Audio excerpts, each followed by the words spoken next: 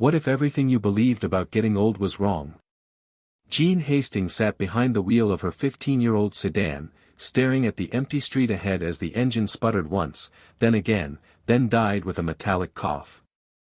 The August heat shimmered across the cracked pavement, and for a long moment, she didn't move. Her knuckles clenched the steering wheel as if holding on to it might somehow reverse time.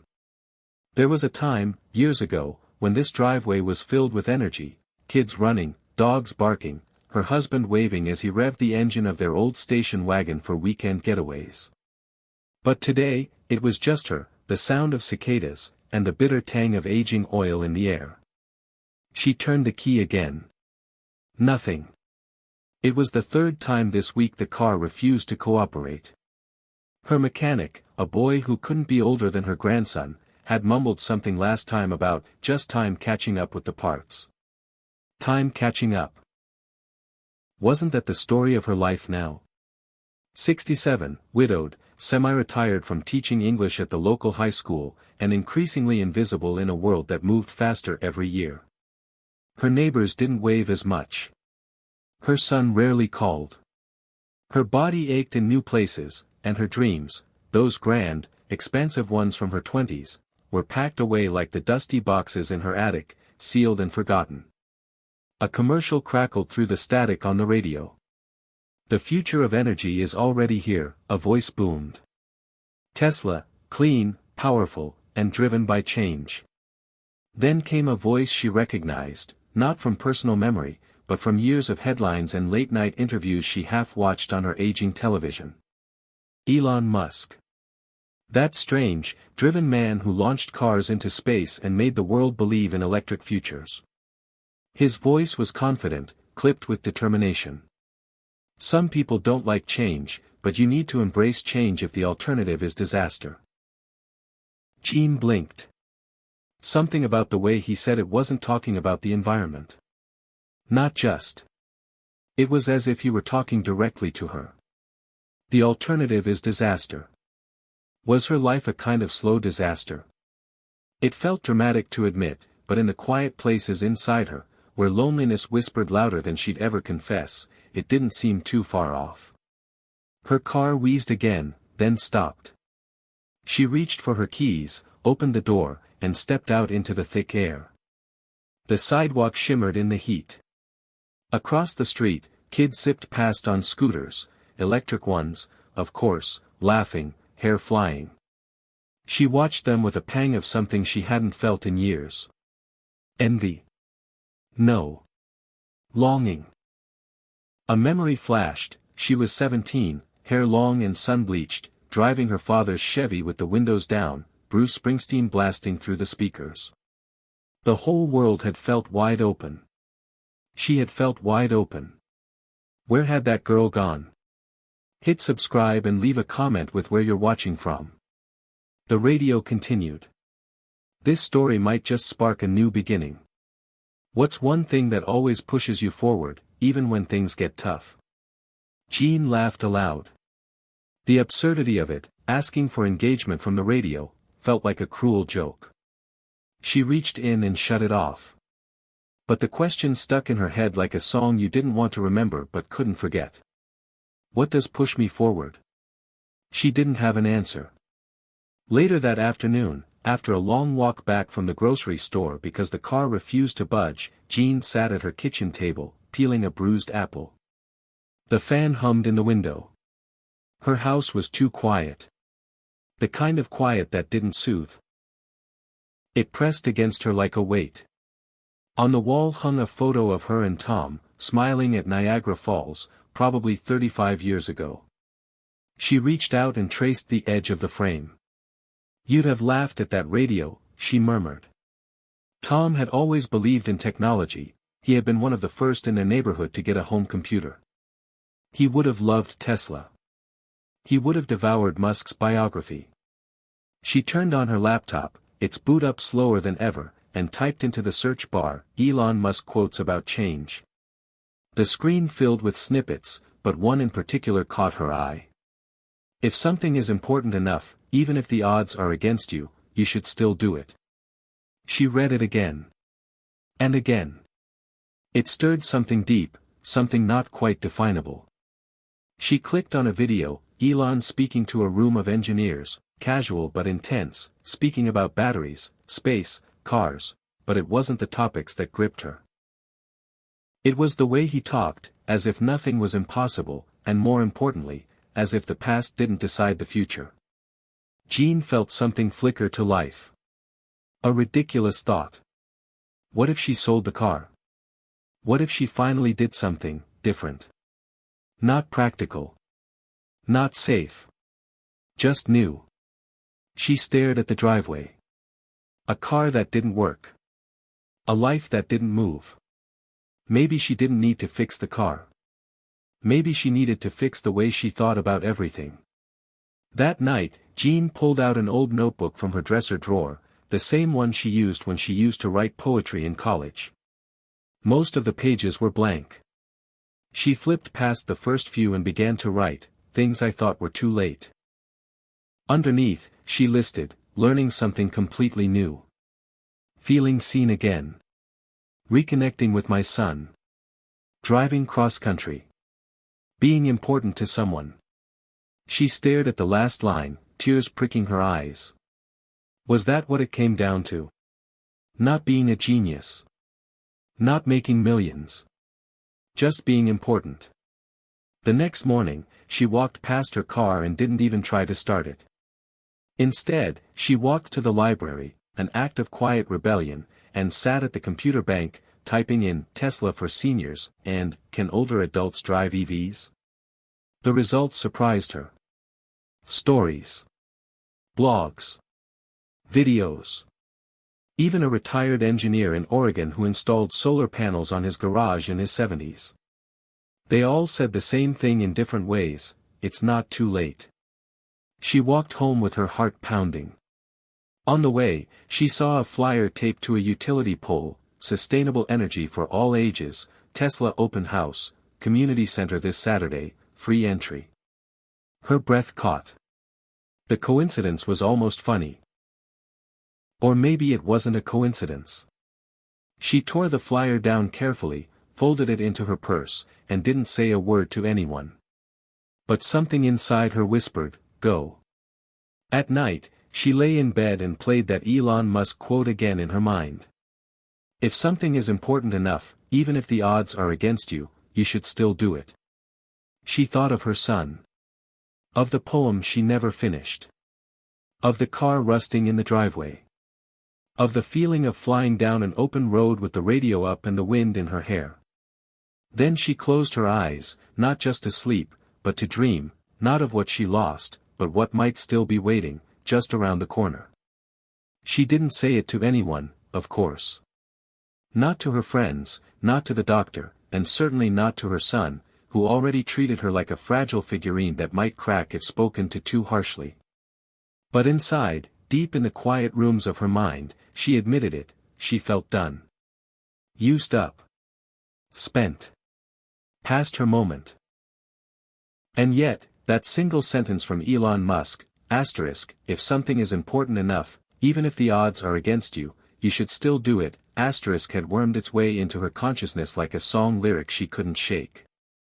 That Saturday, she found herself at the community center, standing awkwardly in a room of mostly younger people, though there were a few gray heads scattered through the crowd. Tesla banners lined the walls, sleek images of electric cars, solar roofs, gleaming battery walls. A model of the new Tesla Powerwall sat near the front, and a young man in a crisp polo shirt gestured to it with the enthusiasm of a theme park guide. Jean wasn't sure what she was doing there. She clutched her purse tightly against her side and scanned the room for a friendly face, or at least a kind one. Then she saw him, a tall man with white hair, glasses slipping down his nose, wearing a t-shirt that read, "Retired, not expired." He caught her glance, smiled, and walked over. "You look like I felt my first time here," he said warmly. "Confused, curious, and wondering if you've wandered into the future by mistake." Jean laughed, grateful.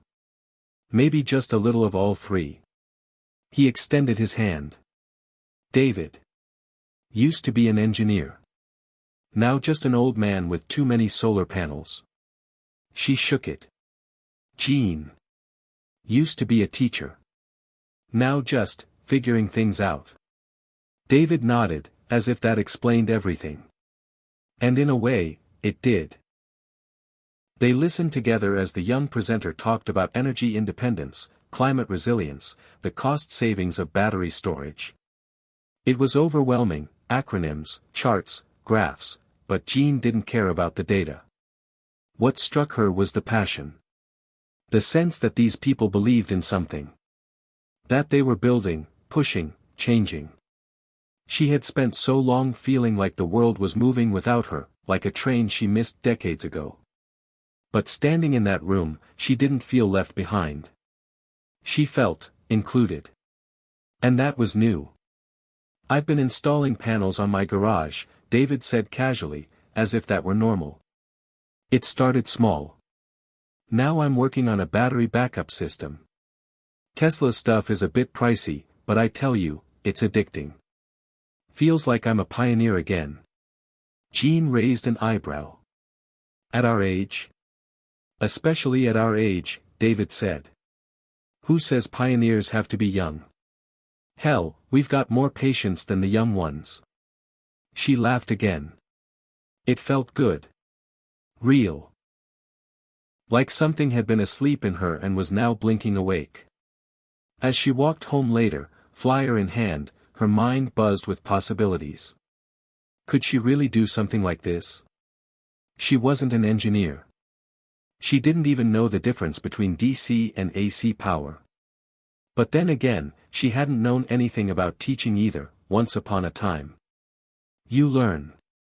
You adapt. Or you rust. That night, she opened her old notebook again.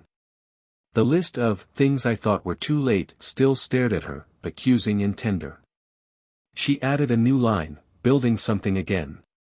And beneath it, a single word, why not? She didn't sleep much. Her mind raced. The next morning, she walked down to the local used car lot, not to buy, but to look. They didn't have Teslas, not in this town, but they had a used Chevy Bolt, a Nissan Leaf, and one odd-looking electric car she'd never heard of. She asked questions. Took notes. The salesman looked at her skeptically, but she didn't care. She was gathering data. Learning. Changing. Later, she called her son. It had been 3 weeks since they last spoke. He answered on the third ring, distracted. "Hey Mom, everything okay?" She hesitated. "Do you know anything about solar panels?" That got his attention. What? And EVs? Electric vehicles. Do you know if I could install a charger in my garage?" Silence. Then, "Are you okay? Did someone talk you into something?" She sighed. "No, I'm just curious. I went to a Tesla event. I met some people. It's interesting. Mom, those systems are expensive. And you'd have to get permits, probably a contractor, I know. I'm just asking." His voice softened. "Okay. I'm sorry. I didn't mean to jump. I'm just surprised, that's all. You've never cared about this stuff." She looked out the window at her dead car. "Maybe it's time I started." They talked a little longer, mostly about logistics, chargers, costs, energy credits. He promised to email her some links. It wasn't emotional, not yet. But it was a start. The next week, she went back to the community center. This time, she brought cookies. It sounds silly, but people gathered around her table, asked about her recipe, told her about their own projects. Someone was retrofitting their RV to run on solar. Another person was starting a seniors maker space in the nearby town. David introduced her to a woman who worked part-time at a green energy nonprofit. Jean felt something she hadn't in years, purpose. Not as a mother, not as a wife, not even as a teacher. Just as herself. Jean. Learning. Dreaming. Building. It didn't matter that she didn't understand all the terms. She could still learn. She didn't need to know how to code or solder to believe that she, too, could have a second act. A better one. One built on curiosity and courage. And, perhaps, solar power. That night, she watched an interview with Elon Musk where he spoke about fear. He said something that struck her deep: when something is important enough, you do it even if the risk is high. You try anyway. She thought about her life. About all the things she hadn't tried because she was scared. Scared of failing. Scared of judgment. Scared of looking foolish. But what if that was just another way of giving up?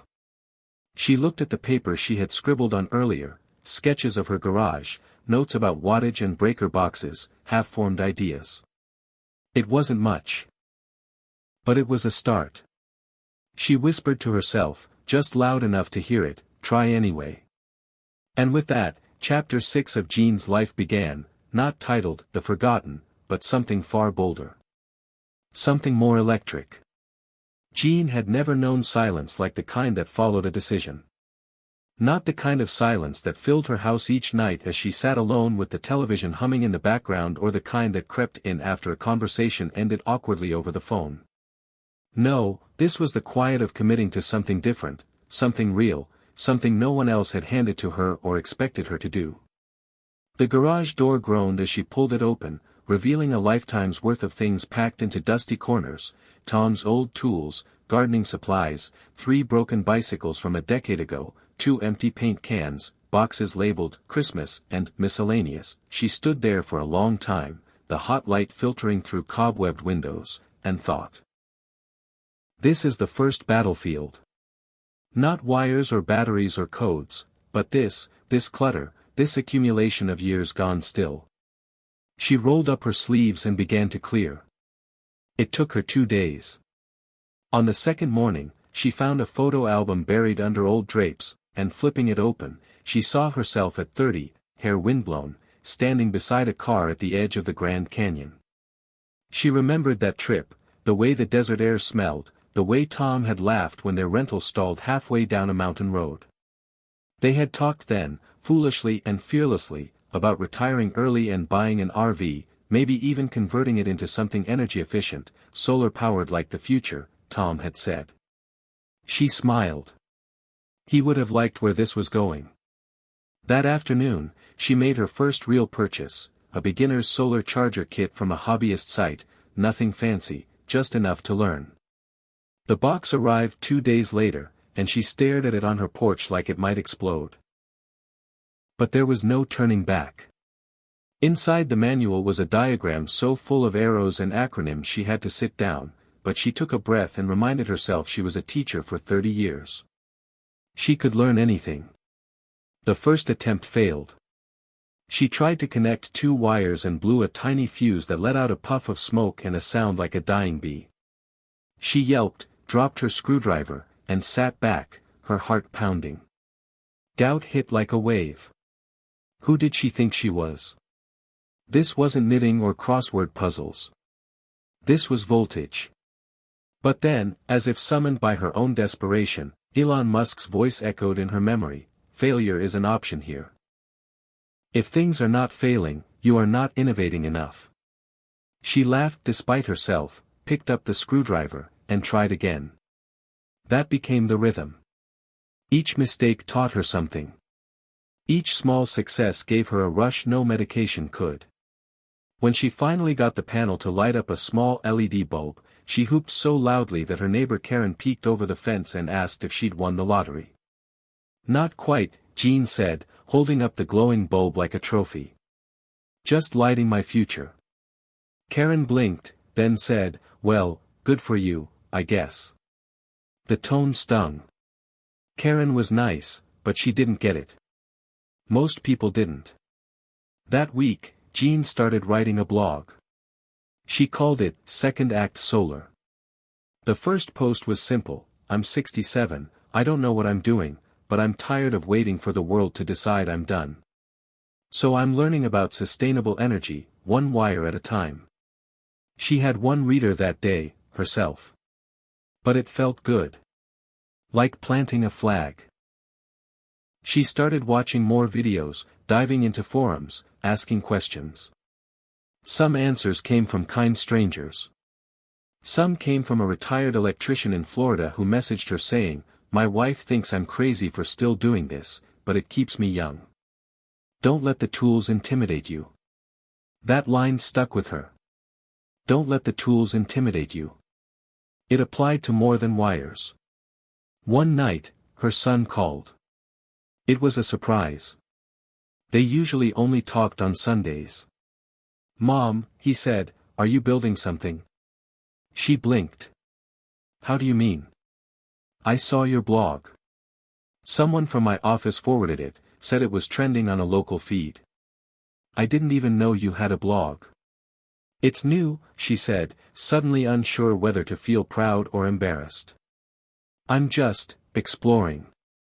He was quiet for a second. Then, "It's cool. I mean, it's unexpected. But cool." She smiled. "You think so?" "Yeah. I mean, most people your age don't even try to learn new tech. Let alone start experimenting with solar kits." Something in his tone was different. Not patronizing. Curious. Maybe even impressed. "I always taught my students to keep learning," she said. "I guess I figured I should follow my own lesson plan." He laughed. "I like that. Maybe you'll teach me something for once."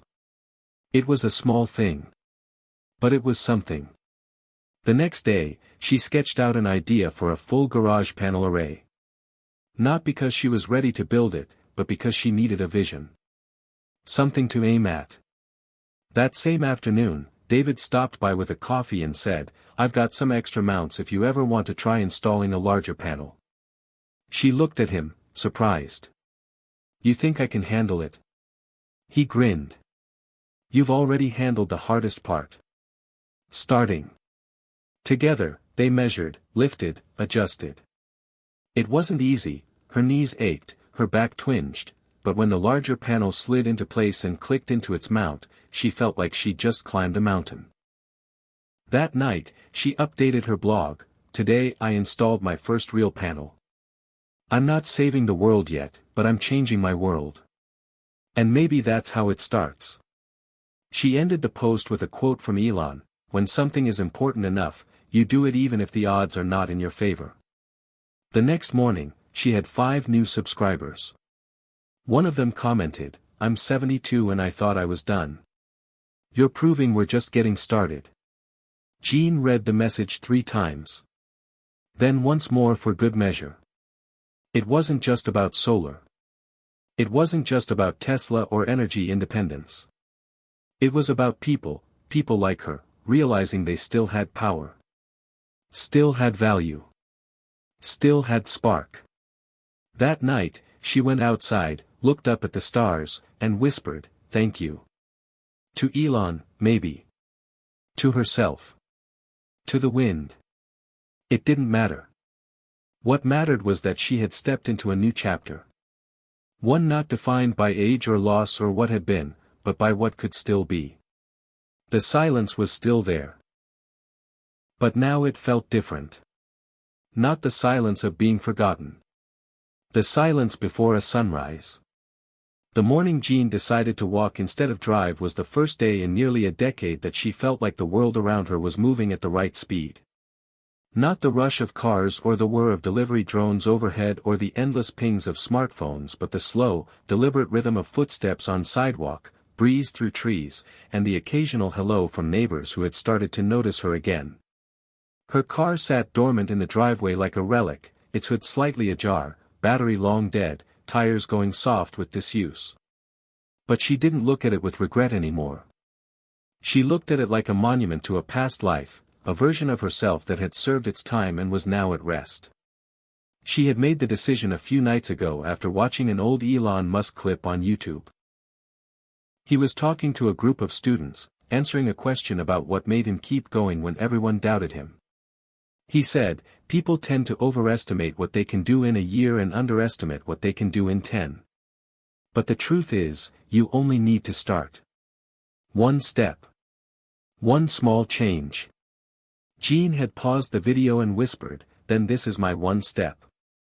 She donated the car to a local charity and used the small tax write-off to buy a refurbished e-bike with a solar-powered battery. It wasn't a Tesla. It wasn't even a car. But it was something. It meant movement. It meant intention. She charged it from the panel she and David had mounted on the garage. The first time she glided down the street, wind in her thinning silver hair, she laughed loud and free. People stared. She didn't care. The world didn't get to decide what her freedom looked like. At the library, she printed out articles about sustainable battery storage and handwritten charts she barely understood but was determined to learn. She borrowed books on grid systems, power conservation, and Elon Musk's biography, which she read every night like scripture. What fascinated her wasn't the fame or the money, it was the relentlessness. The refusal to accept limits. The willingness to try where others scoffed. Her favorite quote came from a section about the early Tesla Roadster days, when the company was nearly bankrupt. Musk had said, "My mentality is that of a samurai. I would rather commit seppuku than fail." Jean didn't particularly love the imagery, but she admired the spirit. And something in her own life echoed that intensity, not in business or science, but in her quiet refusal to fade away. She wasn't building rockets, but she was building something. Relevance. Confidence. A second act. That week, she attended her first Community Clean Energy Council meeting. It was held in a small classroom at the local college, and the moment she walked in, she could feel the age gap. Students in hoodies, tech guys with tablets, city reps with sharp voices and digital presentations. She took a seat near the back, notebook in hand, and listened. When someone mentioned a neighborhood pilot program for solar incentive grants, her ears perked up. She raised her hand slowly. "Excuse me," she said. "How does one qualify for something like that?" The speaker, a young woman with a tight bun and even tighter tone, looked surprised. "Well, it's primarily aimed at homeowners looking to offset fossil fuel dependency. It's a competitive program, based on proposal merit." Jean nodded. "And do age or profession factor into the merit?" A few people chuckled gently. Not unkindly, but as if to say, "Oh, bless her for asking." The woman stammered. "No, not at all. Anyone can apply." Jean wrote it down. Later, David helped her draft a rough proposal.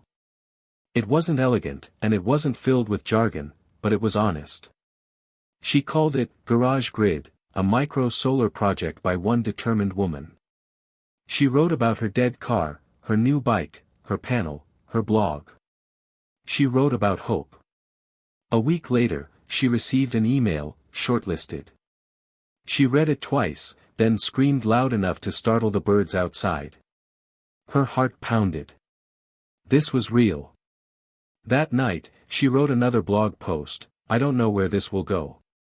I just know it's already further than I ever imagined." If you're reading this and wondering if you're too late, I promise, late is just a story. You get to write a new one any time you want. Her subscriber count ticked past 100. The next day, she received a comment that stopped her cold. "Hi Jean. My name's Alan. I'm 69 and recently divorced. I thought I was done. Reading your blog gave me the courage to try again. I bought my first solar panel kit this morning. Thank you." She sat there for a long time, hand over her mouth, tears in her eyes. She hadn't realized how much she needed to hear that her story mattered to someone else. That she wasn't just talking into the void. The next week, the program committee invited her to present her proposal in person. David helped her build a basic PowerPoint. Nothing flashy. Just her voice, her story, her purpose. She stood before a room of 20-somethings and executives in suits and said, I used to teach English. Now I teach myself.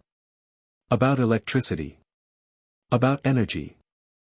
About how not to disappear just because the world says your best days are behind you. They listened. Some smiled.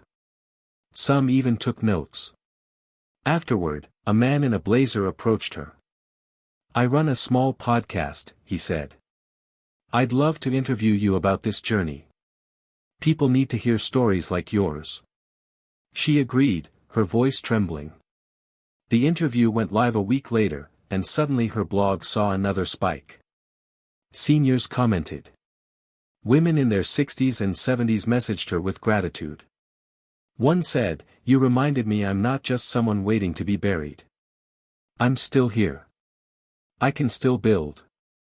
Jean began hosting weekly solar chats on Zoom. At first it was just a few people. Then dozens. Then over 100. David helped moderate.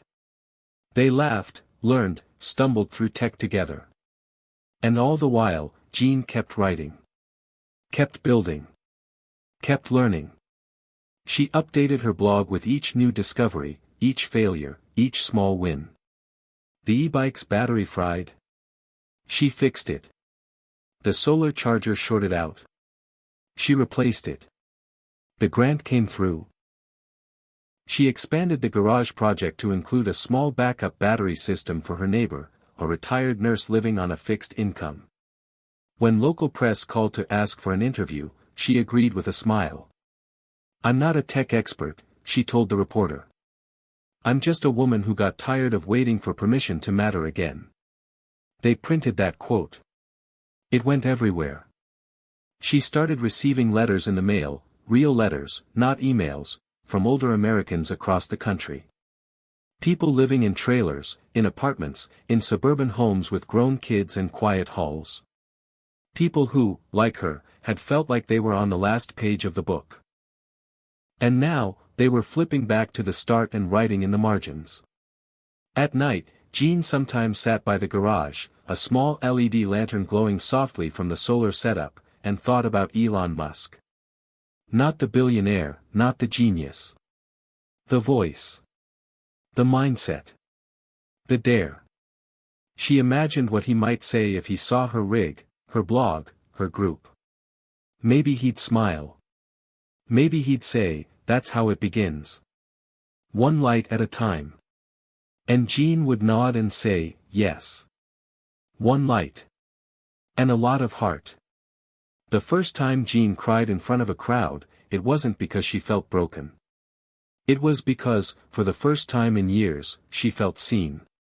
It happened during a town hall event hosted by the community college, a kind of expo for sustainable living where local inventors, nonprofits, and small startups set up booths to share ideas and resources. Jean had been invited to set up a small table. At first she said no. She wasn't a business. She wasn't selling anything. But David, ever her quiet cheerleader, said, you're selling belief. That's more valuable than anything else here. So she agreed. The night before, she printed out flyers with her blog link, photos of her solar setup, a short note about her journey, and a quote at the bottom, you're not too old to change. You're just too used to thinking you can't. She arrived early, set up a folding table, and pinned her story to a corkboard she'd dusted off from her attic. She laid out her little solar panel kit, her bike battery, a copy of the grant letter, and a small poster that read, Second Act Solar, powered by curiosity. She wore her nicest blouse and her late husband's silver watch, a small nod to the man who once told her, you're going to do something wild when I'm gone, I can feel it. By noon, people started drifting by. Students, seniors, families. Some asked questions. Some just smiled politely. One man stood in front of her table for a long time before finally saying, my mother would have loved this. She passed last year. Always talked about learning something new, but never did. Jean reached for his hand without thinking and gave it a gentle squeeze. Then maybe you're the one meant to carry that forward. The man nodded, tears in his eyes. Later, a local high school teacher invited her to come speak to his class. A community center director asked if she'd consider starting a mentorship group for women over 60. A tech company intern snapped a photo and posted it online with the caption, "This woman is 67 and running circles around the rest of us." Hashtag second act goals. But the moment that cracked her open came near the end of the day. A woman with long gray hair and eyes that looked tired in the way only years of silence can make them tired stood in front of her table, staring at the photos. She didn't speak for a while. Then she said, "I used to build things. My husband didn't like it. Said I should focus on the house. I haven't touched a tool in 30 years. Jean felt something tighten in her chest. What would you build, if you could? The woman blinked, then whispered, "A windmill. For my garden." That was when Jean cried. Just let it go, right there in front of everyone. Not a wail or a sob. Just the slow, unstoppable overflow of understanding. "Build it," she said. "Please. Build it." The woman wiped her eyes. "Maybe I will." That night, Jean sat in her kitchen with her feet up and a bowl of leftover chili in her lap, feeling something she hadn't in years. Not just hope. Not just pride. Momentum. The kind that comes not from finishing something but from realizing you've started something bigger than yourself. She opened her laptop and wrote a new blog post. "Today I cried in front of strangers. Not because I was weak. Because I remembered what it feels like to dream with someone instead of just about something.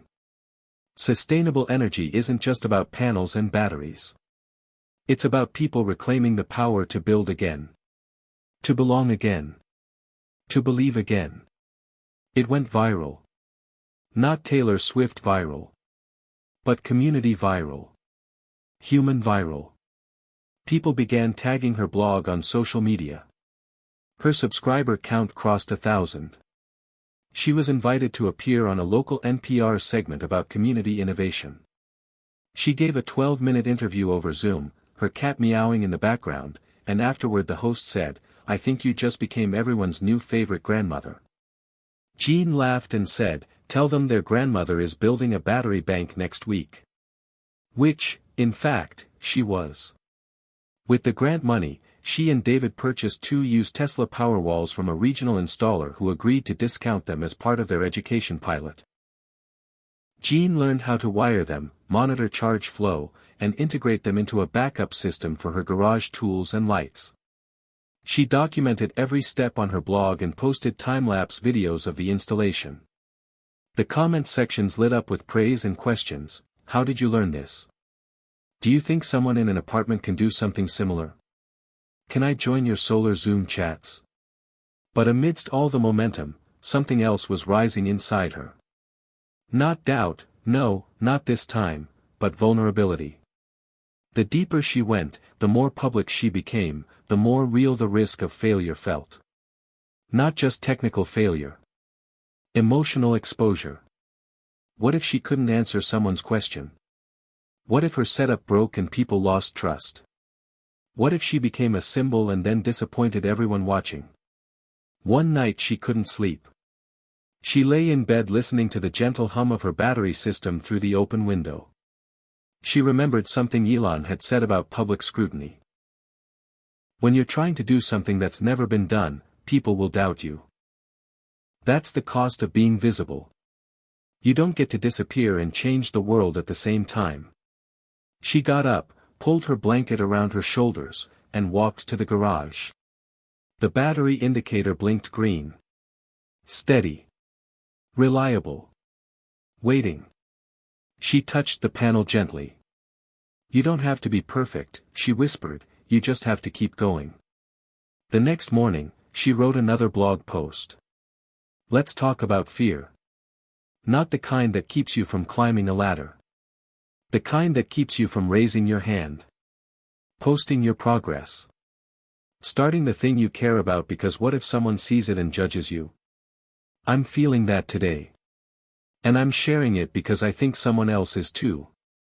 But here's what I know, fear shrinks when you shine light on it. Especially solar light. The post was shared by a well-known women's aging advocacy group. Suddenly, Jean's inbox was full of invitations, podcasts, speaking events, online panels. She said yes to the ones that felt right. No to the ones that didn't.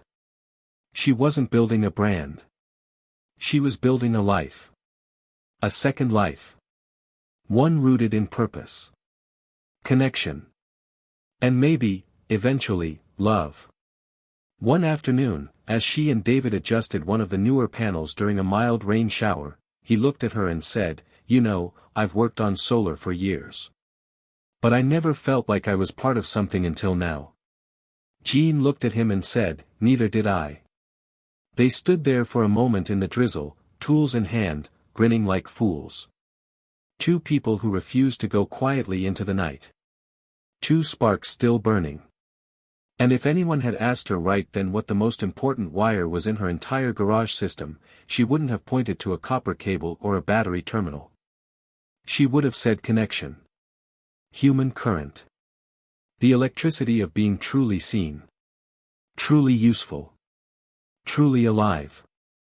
The letter came on a Tuesday, tucked between a credit union statement and a coupon flyer. It was handwritten, the kind of envelope that made your stomach twist before you even opened it. Jean didn't recognize the return address, but the name, Emily Hastings, was unmistakable. Her daughter. The one she hadn't heard from in nearly 7 years. The estrangement had begun quietly and ended louder than either of them had ever intended. Misunderstandings layered on hurt feelings, too many conversations that went sideways, then too much silence for too long. Jean had reached out at first, holidays, birthdays, a few tentative voicemails, but eventually, she stopped. You can't force someone to come back. You can only stand still long enough for them to find you again. And now, apparently, Emily had. With trembling fingers, Jean opened the letter. It was short, deliberate. "Mom, I've been watching your blog. A friend of mine in Oregon shared it, not knowing it was you. At first, I didn't believe it. Then I did. Then I wasn't sure what to feel. I guess I'm still not. But I miss you. And I'm proud of you. If you're willing, I'd like to visit. Just talk. Maybe see what you've built. Emily." Jean read it once. Then twice. Then she set it down, walked into the garage, and stared at the battery system like it could give her an answer. Part of her wanted to leap with joy. The other part wanted to build a wall of solar panels and hide behind them. She hadn't let herself imagine this moment, not really. It hurt too much to hope when so much time had passed. But here it was. A spark. And if she'd learned anything from the past few months, it was that a spark was all you needed to start again. She wrote back the next day. No long explanations. No guilt. Just, "I'd love that. I'm here. Come anytime." She mailed it and spent the rest of the week bouncing between excitement and dread. What would she say? What could she say that didn't sound like an apology or a defense or both? On Saturday morning, Emily pulled into the driveway in a quiet silver sedan, hybrid, Jean noted. There was something poetic in that. A car that had one foot in the old world and one in the new. Jean opened the front door before Emily could knock. For a moment, they just looked at each other, two women with the same eyes, the same stubborn set to the jaw, both unsure who was supposed to speak first. Then Jean smiled, small and brave. "You came." Emily nodded. "I did." They stood like that a moment longer, then, almost without thinking, Jean stepped forward and hugged her. Emily hesitated only a second before wrapping her arms around her mother and exhaling a breath that sounded like it had been stuck in her chest for years. Later, they sat at the kitchen table with mugs of tea between them. Jean found herself talking about the solar project, about the panels, the battery, the blog, even the Zoom calls. Emily listened, really listened, her fingers tracing the edge of her mug. "I had no idea you were into this," she said softly. "I wasn't. Until I was. So, why now?" Jean took a breath. "Because I needed to remember that I could start something. That just because I was alone didn't mean I had to be finished." Emily nodded slowly. "I think I understand that more than I'd like to admit." They both smiled, quietly. Later, Jean gave her the tour. The garage, the mounted panels, the inverter. She watched as her daughter's eyes scanned everything with cautious admiration. "This is a lot more sophisticated than I expected." Jean chuckled. "Don't worry. I barely understand half of it myself. I'm still learning." Emily stopped in front of the power walls and ran a hand along one. "Did you ever think I'd come back?" Jean looked at her. "I hoped. But I didn't wait." Emily seemed to absorb that.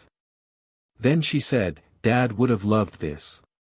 Jean felt the tears build but didn't let them fall. "I think about that every day." They sat on the porch after dinner, watching the sun sink below the trees, the panels soaking in every last bit of light like it was sacred.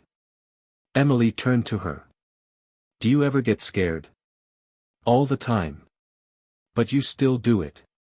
Because doing it scared is still better than doing nothing at all." Emily looked at her mother like she was seeing her for the first time. "I used to think you were set in your ways." Jean smiled. "I used to be." The next morning, Jean found a note on the kitchen table. "Thank you for letting me back in. I don't know what the future looks like, but I'd like to be in it, if you'll have me. Love, Emily." Jean folded the note and placed it in the same drawer where she kept her grant letter and her list of things I thought were too late. She added a new line to that list, "Reconnecting with my daughter." She crossed out the word "thought." Left it at things that aren't too late. That day, she received an email from a woman in Iowa who ran a retirement community.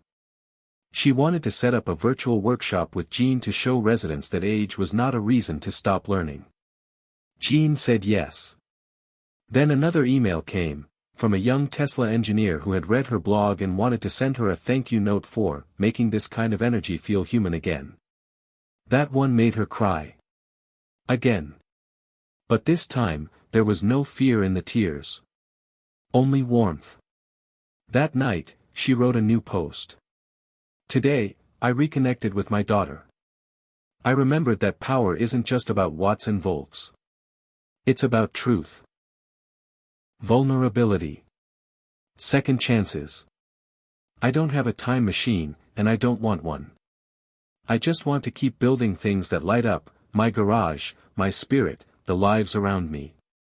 I hope you're building, too. Whatever it is, however small. Because nothing we build with love ever goes to waste." The comments poured in. One read, "Jean, my son hasn't spoken to me in 3 years. After reading this, I'm going to write him.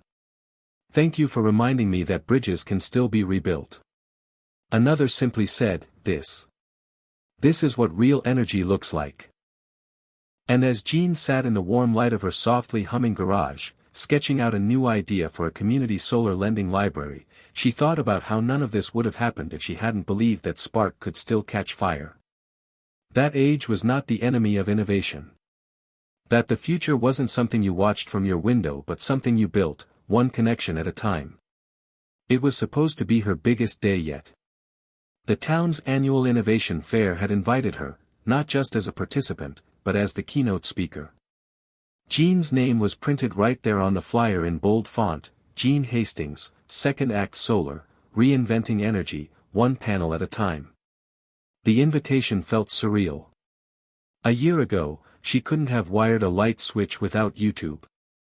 Now she was headlining a tech showcase alongside entrepreneurs half her age. She spent a week preparing. David helped her tighten the bolts on her portable demo panel, checking connections twice. Emily called every night to help her rehearse her talk, coaching her through the pauses and the vulnerable bits. "Don't hide the mistakes," she said. That's the good stuff. People relate to the cracks. Jean nodded. She knew that now. People didn't come to her blog for perfection. They came because she failed in public and kept going. Still, the pressure was mounting. She wanted everything to be perfect.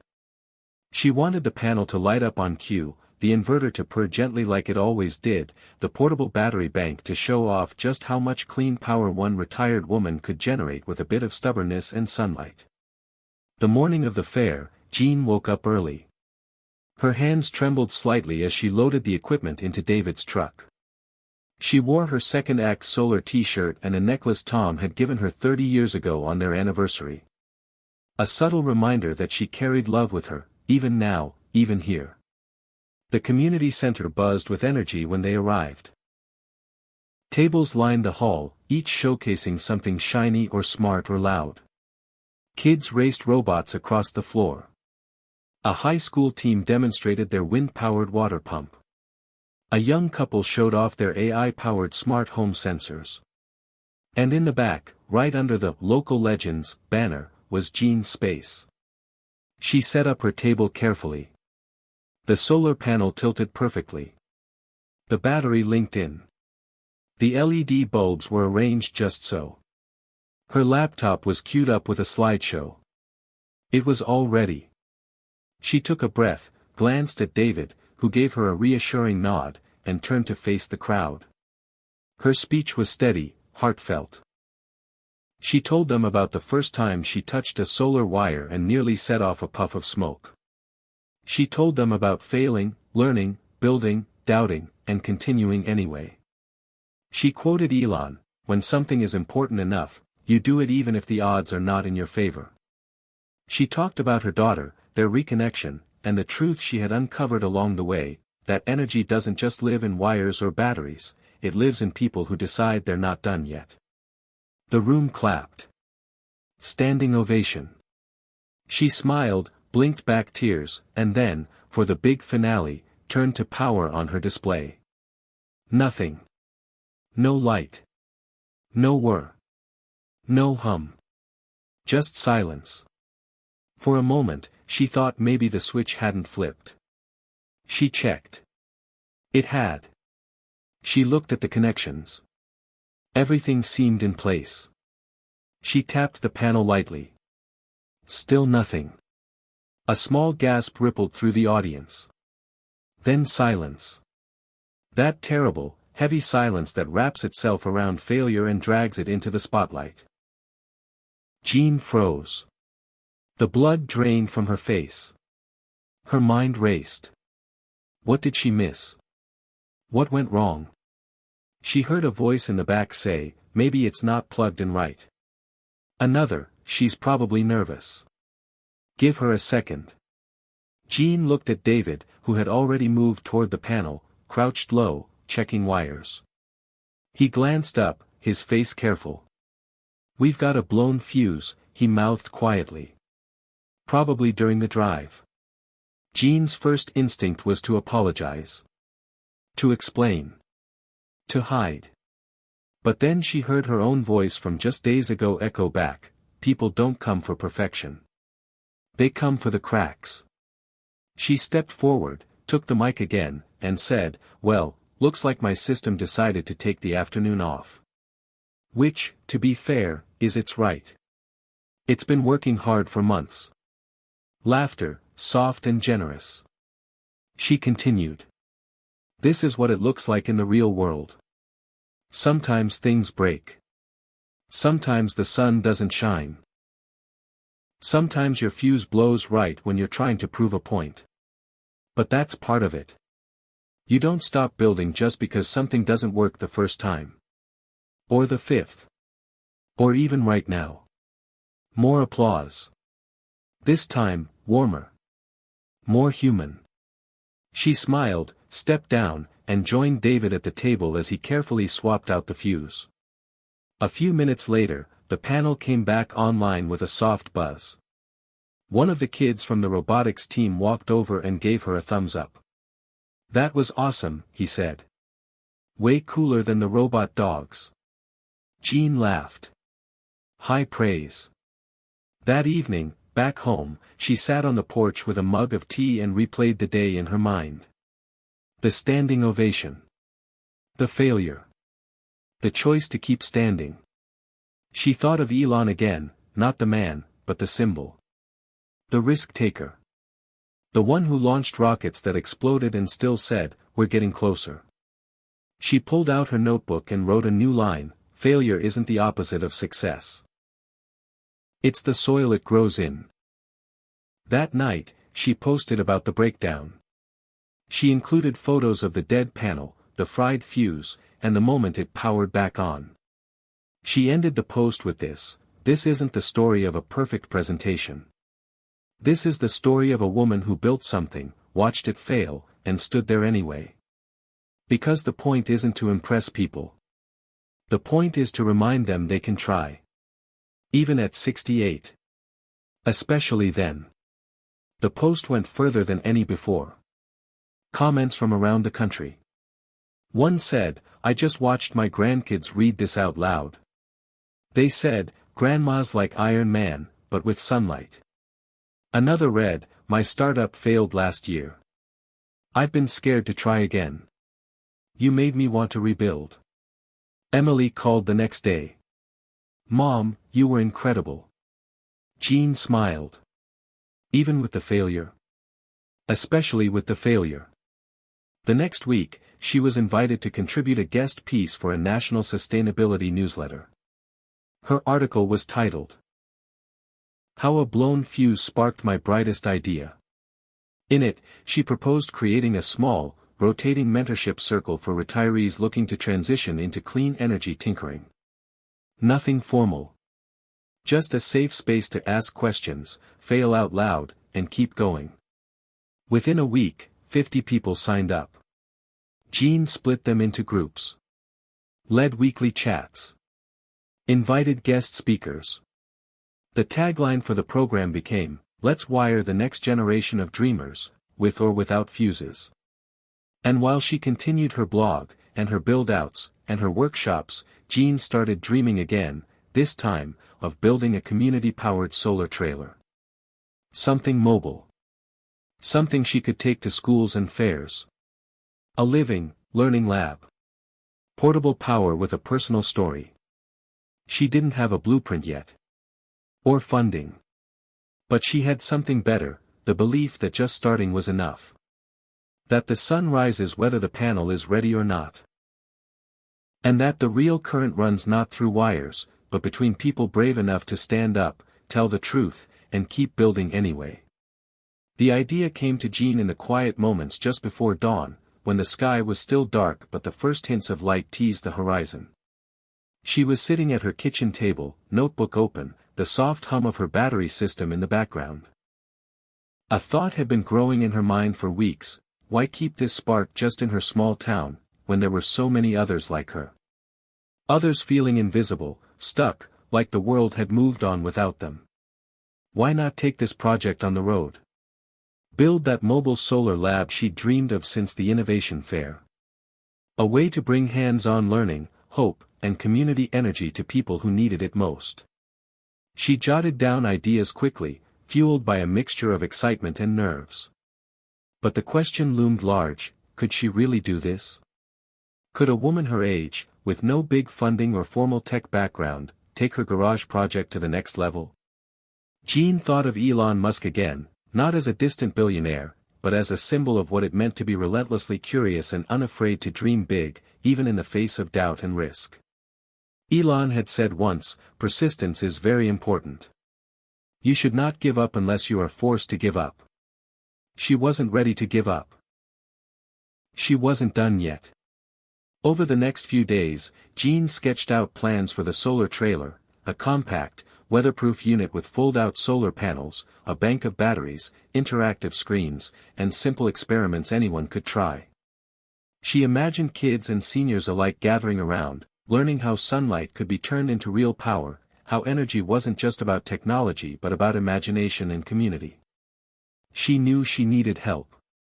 David offered to handle the mechanical work, his retired engineer skills were invaluable.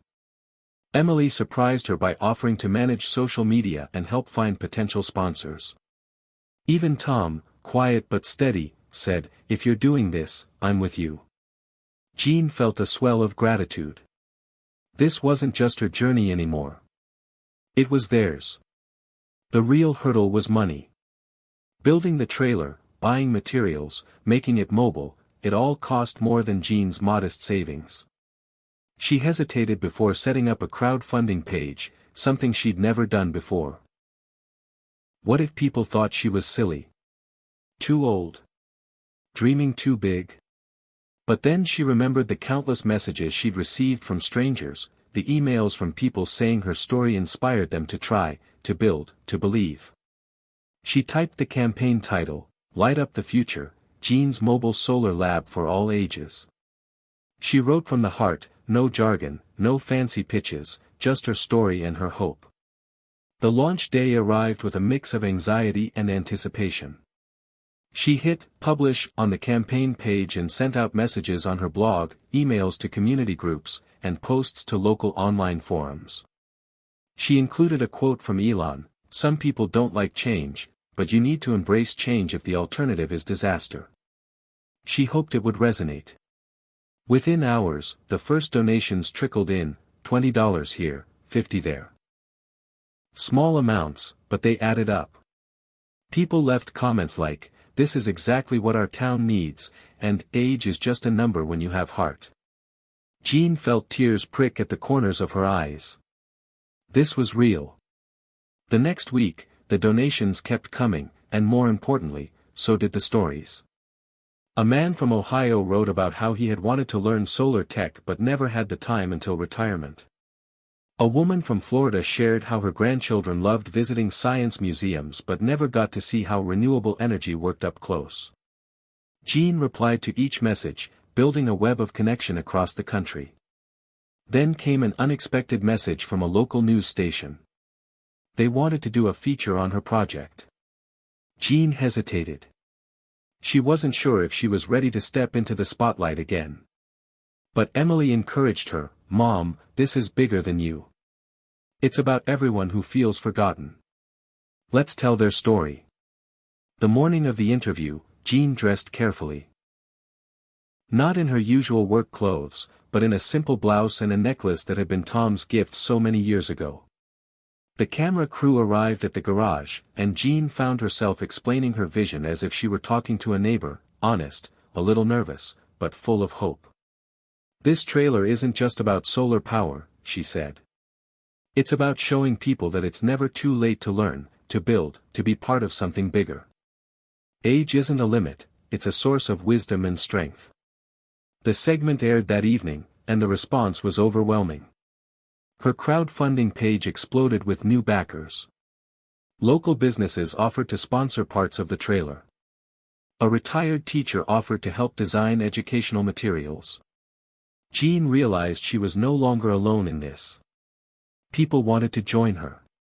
But with the growth came new challenges. The pressure to deliver on promises weighed heavily. There were technical glitches with suppliers, delays in ordering parts, and moments when Jean doubted if she could keep up. One evening, after a long phone call with a vendor who couldn't guarantee delivery times, she sat alone in the garage and felt the weight of it all pressed down. The familiar whisper of "too old" crept in again. But then she remembered Elon's relentless approach to failure and iteration. She pulled out her notebook and wrote, "Every delay is an opportunity to improve. Every setback is a lesson in disguise." She decided to share this struggle openly on her blog. She wrote honestly about the frustrations and fears, the late nights, the moments when she wanted to quit but didn't. The post resonated deeply. Readers left messages of support, sharing their own battles with aging and change. A man named Robert wrote from Kansas, "At 72, I'm starting a community garden. Your story gave me the push I needed." A woman named Lisa from Vermont said, "I'm scared of change, but your honesty makes me believe I can face it." Jean felt the power of shared vulnerability. She was no longer just building a solar trailer, she was building a community of dreamers and doers, all pushing past fear and doubt. Months passed. The trailer took shape, sleek, practical, and full of promise.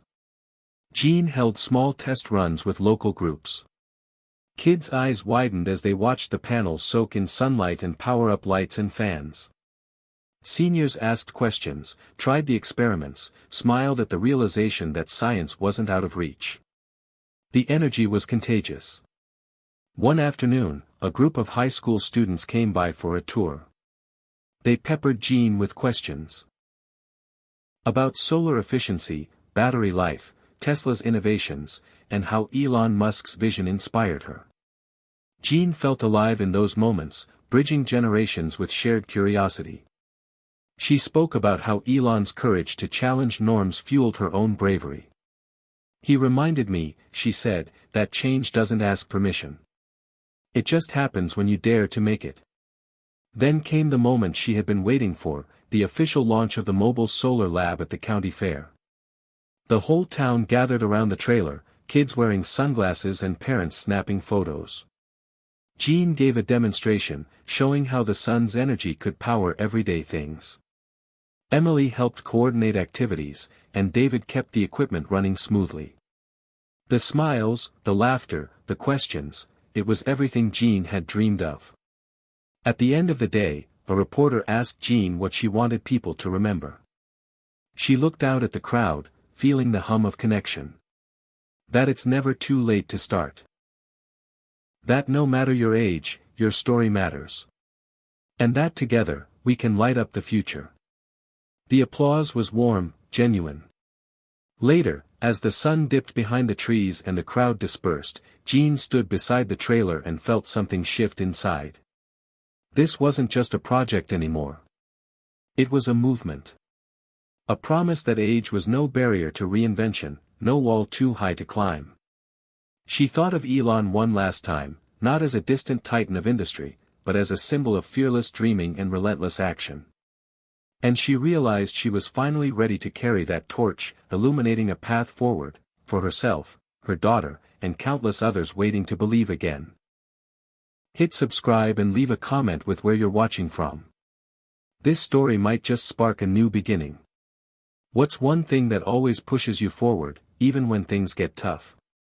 After the excitement of the county fair, Jean's life settled into a rhythm she hadn't felt in years, busy, purposeful, full of connection. But the glow of success always casts shadows. The first ripple of doubt came in the form of a harsh comment on her blog. "Nice idea, Jean, but isn't this just a hobby for retirees with too much time? Real change needs professionals, not dreamers stuck in the past." She stared at the screen, her heart tightening.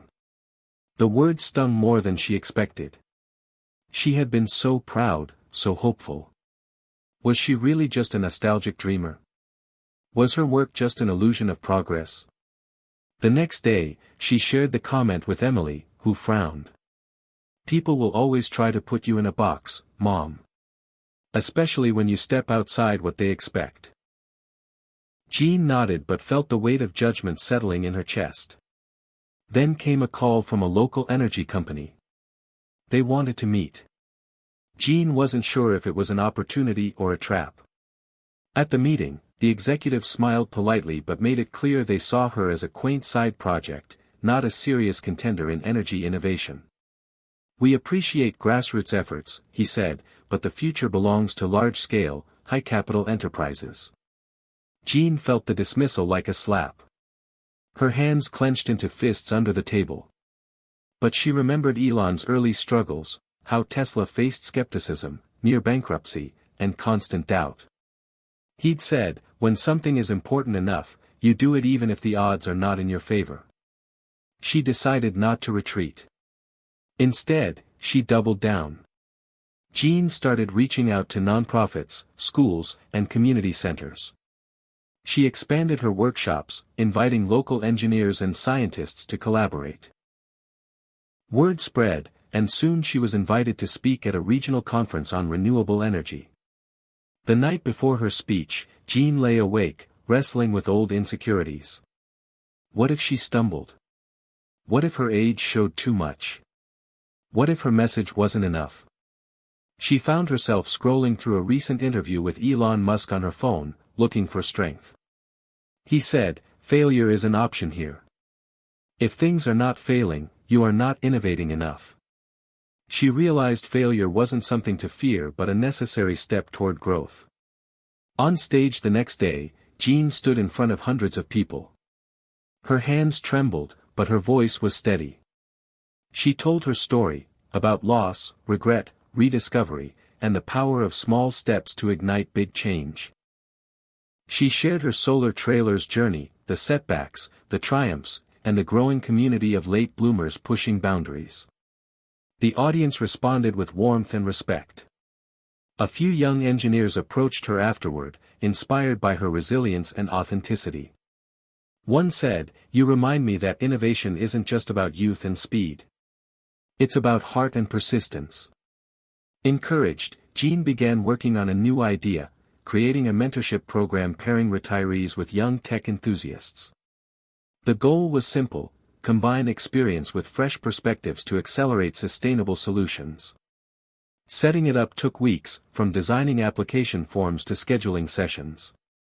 But Jean loved every minute. The pilot group met weekly in her garage-turned-lab. Stories flowed freely as retirees shared decades of wisdom while younger members brought new skills and energy. The collaboration sparked creativity neither group expected. One participant, Mike, a retired electrician, helped design a more efficient wiring system for Jean's solar trailer, saving time and cost. Another, Sophia, a college student studying environmental science, introduced Jean to the latest battery tech, sparking fresh ideas for upgrades. The mentorship circle became a microcosm of the change Jean wanted to see, a community where age wasn't a limit but an asset. Yet, the path was not without friction. Some members struggled with technology or adapting to new ideas. Tensions flared in one session when Mike questioned Sophia's approach to a project, leading to a heated debate. Jean stepped in gently, reminding everyone that progress often comes through respectful challenge and listening. This lesson extended beyond the group, as Jean learned to balance her own doubts and the pressures of growing visibility. Then came another blow. An article in a regional newspaper questioned the impact of small-scale projects like Jean's. The writer labeled such efforts as feel-good distractions from the real, expensive infrastructure changes needed to combat climate change. Jean felt her heart sink. But instead of retreating, she invited the journalist to visit her workshop and meet the community she'd built. Over coffee and conversation, she showed him the tangible changes happening, the smiles of kids learning, the enthusiasm of retirees rediscovering purpose, the innovative ideas born from intergenerational collaboration. The journalist left with a different story in mind. A week later, he published a follow-up article highlighting how grassroots initiatives complemented large-scale efforts, emphasizing the importance of community-driven change. This experience deepened Jean's understanding of the landscape. She realized that transformation didn't come from one source but from many, working together. Elon Musk's ventures were massive and bold, but they inspired millions of small steps like hers. Jean's growing network began attracting attention from local policymakers. She was invited to advisory meetings on sustainable energy initiatives. Initially intimidated, she soon found her voice, advocating for community involvement and education in energy planning. She stressed that no one should feel too old or irrelevant to contribute. One official said, "Your perspective brings balance to our discussions." It's a reminder that policy affects real people, of all ages. Meanwhile, Jean kept improving her solar trailer, incorporating feedback from users and collaborators. She added a mobile app that allowed visitors to track energy production in real time. The trailer became a symbol not just of technology, but of resilience and inclusion. One memorable visit was to a senior living center where many residents had never touched solar equipment. Their curiosity sparked lively conversations and questions that challenged Jean to explain complex ideas in simple, relatable ways.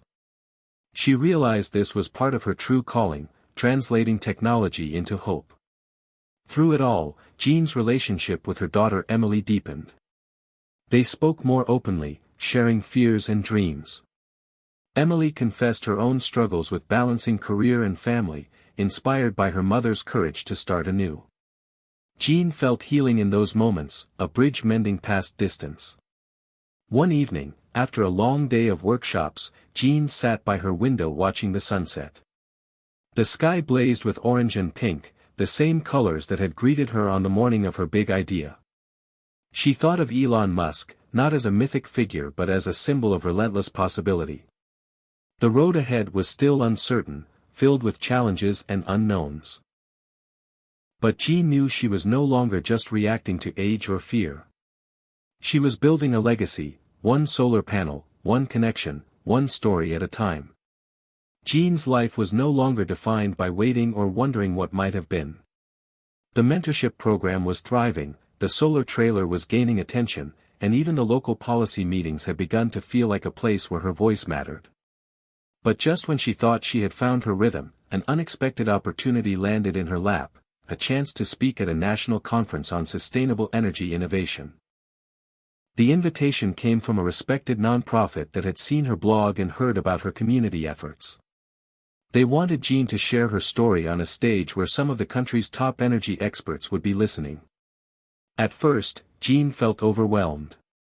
The idea of standing in front of such a distinguished crowd, many decades younger and with more formal credentials, was intimidating.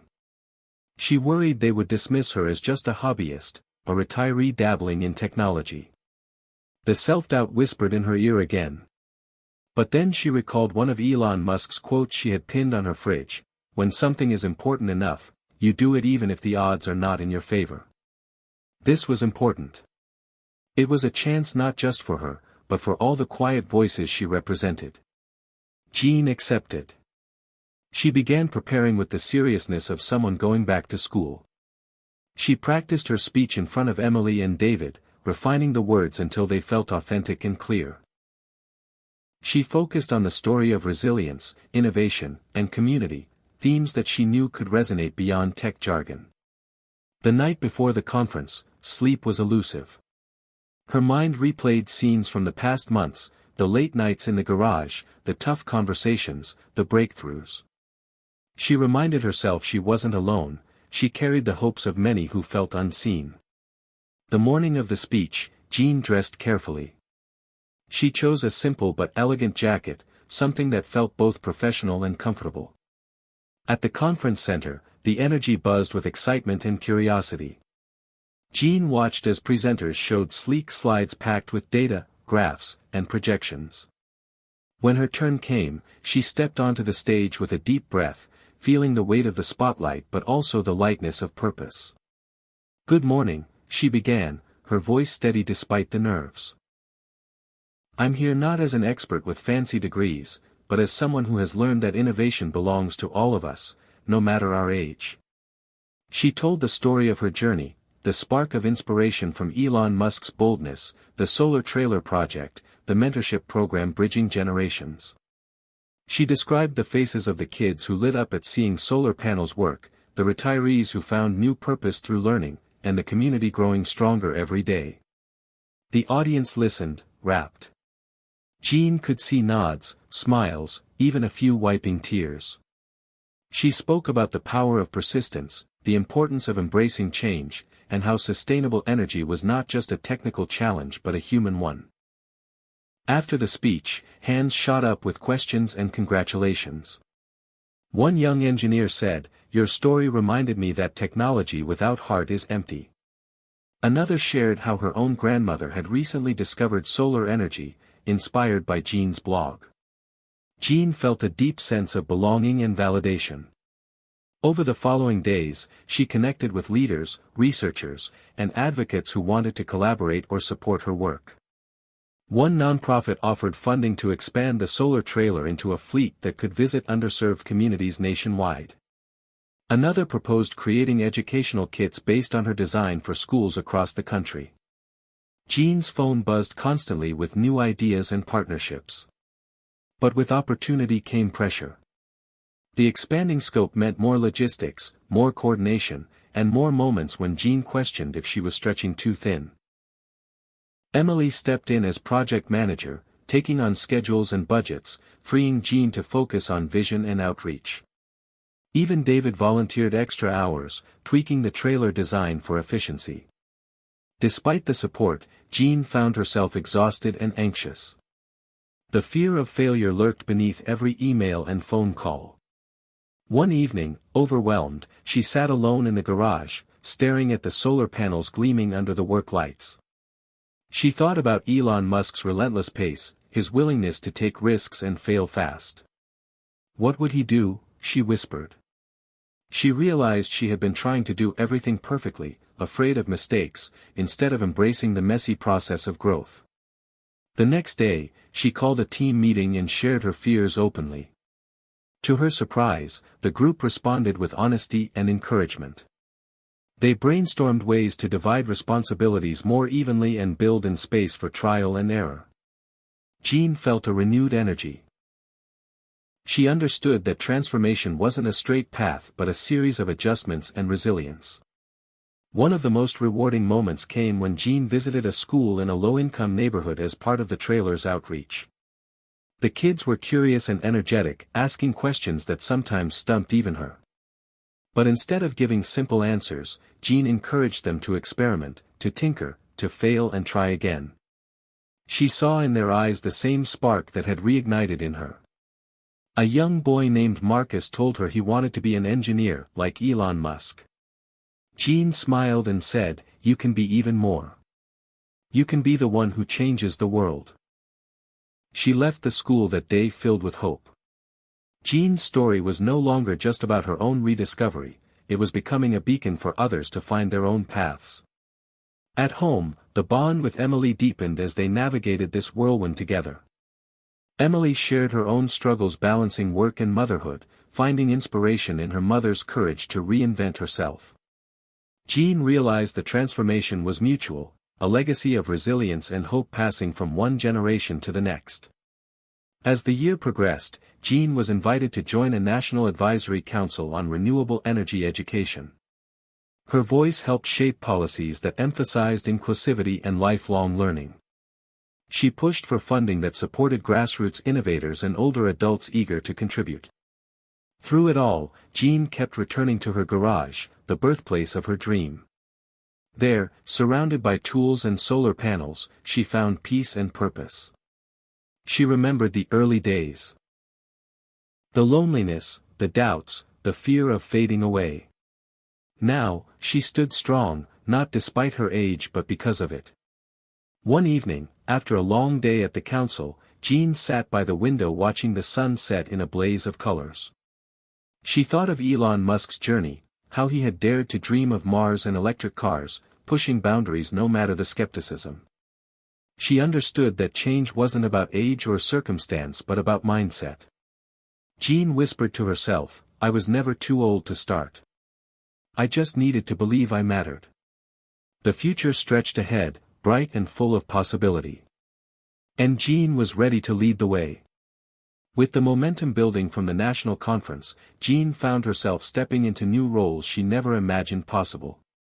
Invitations arrived from universities to speak about her community projects, from tech startups to collaborate on new solar innovations, and from local governments seeking her input on aging populations and sustainability.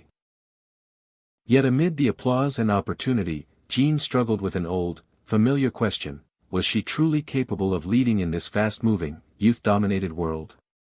One afternoon, after a particularly exhausting round of meetings, Jean sat alone in her sunlit kitchen, sipping tea and scrolling through an online article about Elon Musk's recent breakthroughs in battery technology.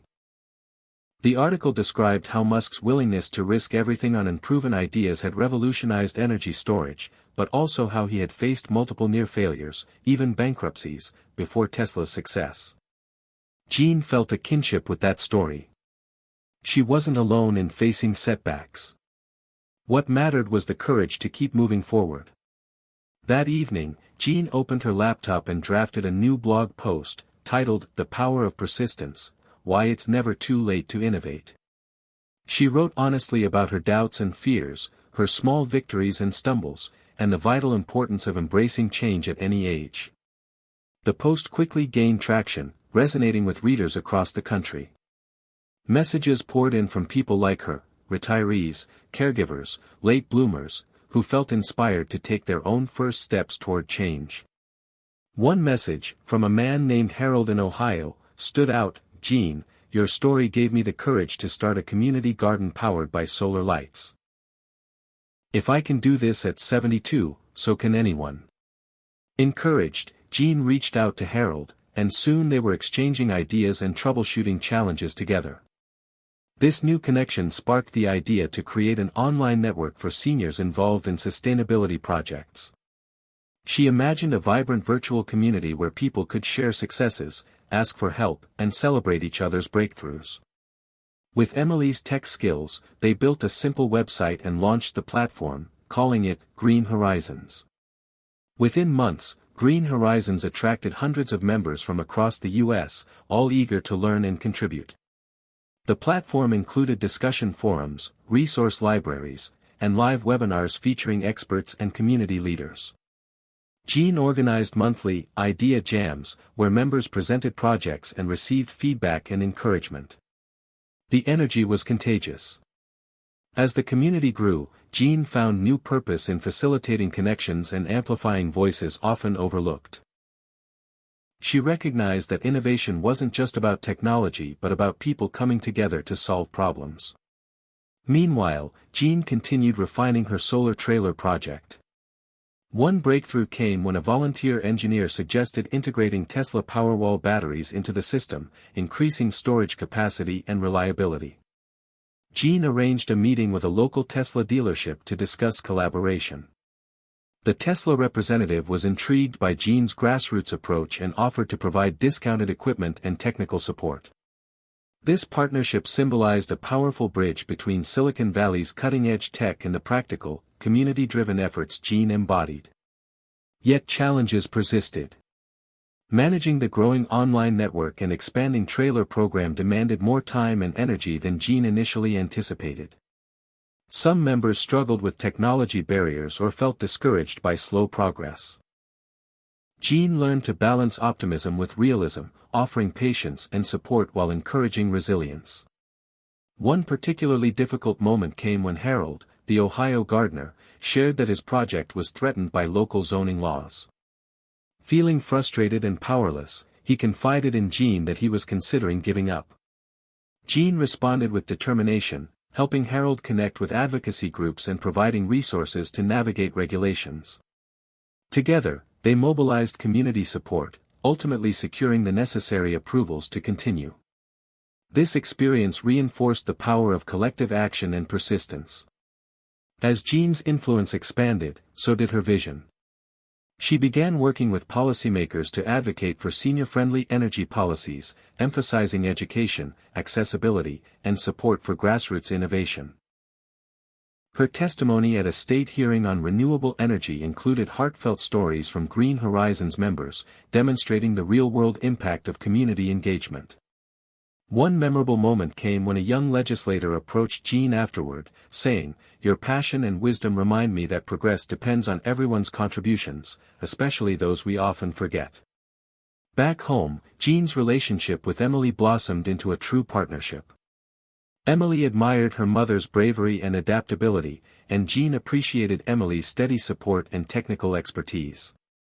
Together, they dreamed of expanding Green Horizons beyond the U.S., connecting older adults worldwide who shared their commitment to sustainable living. Late one night, Jean sat on her porch, gazing at the stars. The sky was vast and endless, much like the possibilities before her. She thought about Elon Musk's ventures beyond Earth, SpaceX's missions to Mars and beyond. To Jean, those bold dreams were a metaphor for human potential, the endless frontier where age and circumstance could never limit the imagination. She whispered to herself, "If Elon can dream of colonizing Mars, I can keep dreaming of a world where we all matter, no matter our age." That conviction propelled Jean forward, fueling new projects, partnerships, and personal growth. She was no longer a woman waiting for life to happen but a force shaping the future of sustainable energy and community empowerment. Jean's journey showed that the spark Elon Musk ignited wasn't just about electric cars or rockets, it was about daring to challenge assumptions, embrace change, and create meaning at any stage of life. The story of a retired woman in a small town had become a beacon for countless others. And for Jean, the adventure was just beginning. Jean's Green Horizons community was growing stronger by the day, connecting hundreds of people across the country who had once felt invisible or stuck in their routines. What had started as a simple blog about solar trailers had blossomed into a vibrant movement fueled by shared stories, practical ideas, and a collective refusal to be sidelined by age. But with growth came new challenges. One morning, Jean opened her inbox to find an email from a national media outlet interested in featuring Green Horizons in a special report about innovative grassroots solutions to climate change. The news thrilled her, but also brought a wave of anxiety. How would her story be portrayed?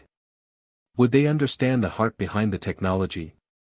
She confided in Emily, who encouraged her, "This is your moment, Mom. Share the truth, your journey, the community, and why it matters." As the interview day approached, Jean prepared carefully. She polished her message, gathering anecdotes and examples that captured the spirit of Green Horizons. On camera, she spoke candidly about rediscovering purpose after retirement, about how small solar projects could ignite hope and tangible change, and about the importance of intergenerational collaboration.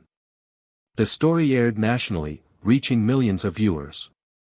Jean received calls and messages from all over the country, some from older adults eager to join Green Horizons, others from educators and community leaders interested in replicating her model. The momentum was exhilarating. Yet amid the excitement, Jean faced criticism from skeptics who dismissed her efforts as symbolic gestures insufficient to address the scale of climate change. One online commenter wrote, "Nice story, but what real difference can retirees make? This is a problem for governments and corporations." The comment stung, but Jean refused to let it derail her. She responded publicly, reminding everyone that change happens through many hands, not just boardrooms and legislatures. She pointed out that community engagement built the foundation for policy shifts and technological adoption. Jean also realized that to strengthen Green Horizons' impact, she needed to offer more tangible resources and training. She partnered with local libraries and senior centers to host workshops on solar technology basics, energy conservation, and digital literacy. These sessions empowered participants to take ownership of their projects and ideas. One attendee, Martha, a retired teacher from Michigan, shared how she installed solar-powered garden lights in her neighborhood, reducing crime and bringing neighbors together. Stories like Martha's fueled Jean's conviction that grassroots action was powerful and transformative. Meanwhile, the solar trailer continued its travels, visiting underserved areas, schools, and festivals. Jean listened closely to visitors' feedback, continually improving the design and functionality. When Tesla announced a new generation of solar panels and Powerwalls, Jean worked with the company to integrate these upgrades, enhancing energy efficiency and storage capacity. This collaboration was a milestone, a union of cutting-edge innovation and community-driven implementation. Jean was invited to speak at Tesla's annual conference, where she met engineers and visionaries who admired her work. Standing in the auditorium filled with youthful energy and bold ideas, Jean felt a surge of pride and belonging. Elon Musk's vision was no longer a distant ideal but a tangible force shaping her daily life and the lives of thousands. At home, Jean's relationship with Emily grew deeper, threaded with mutual respect and love. Emily often marveled at her mother's fearless embrace of technology and leadership, while Jean cherished Emily's steadfast support and wisdom. Together, they planned to expand Green Horizons internationally, envisioning a global network of seniors and allies championing sustainable energy. But not everything was easy. Jean encountered resistance from some family members and friends who worried she was taking on too much. Her brother expressed concern that she was burning out or neglecting her health. Jean listened but gently asserted her need for purpose and engagement. She had learned from Elon Musk's example that pushing boundaries required resilience but also self-awareness. Jean prioritized rest, balanced work with moments of joy, and cultivated a support circle to sustain her. One afternoon, Jean received a letter from a young woman named Lila, who had discovered green horizons while researching climate activism. Lila wrote about feeling overwhelmed and powerless in the face of global crises but finding hope in Jean's story. She asked if she could volunteer and learn from the community. Jean welcomed Lila warmly, seeing in her the spark of a new generation ready to lead alongside seasoned mentors.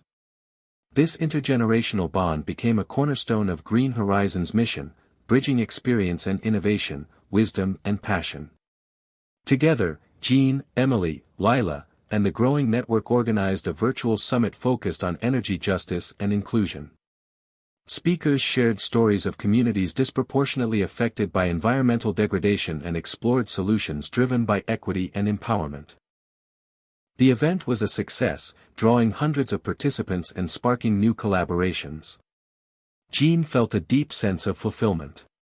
Reflecting on her journey, she realized how far she had come, from a woman wrestling with invisibility and doubt to a catalyst for change and connection.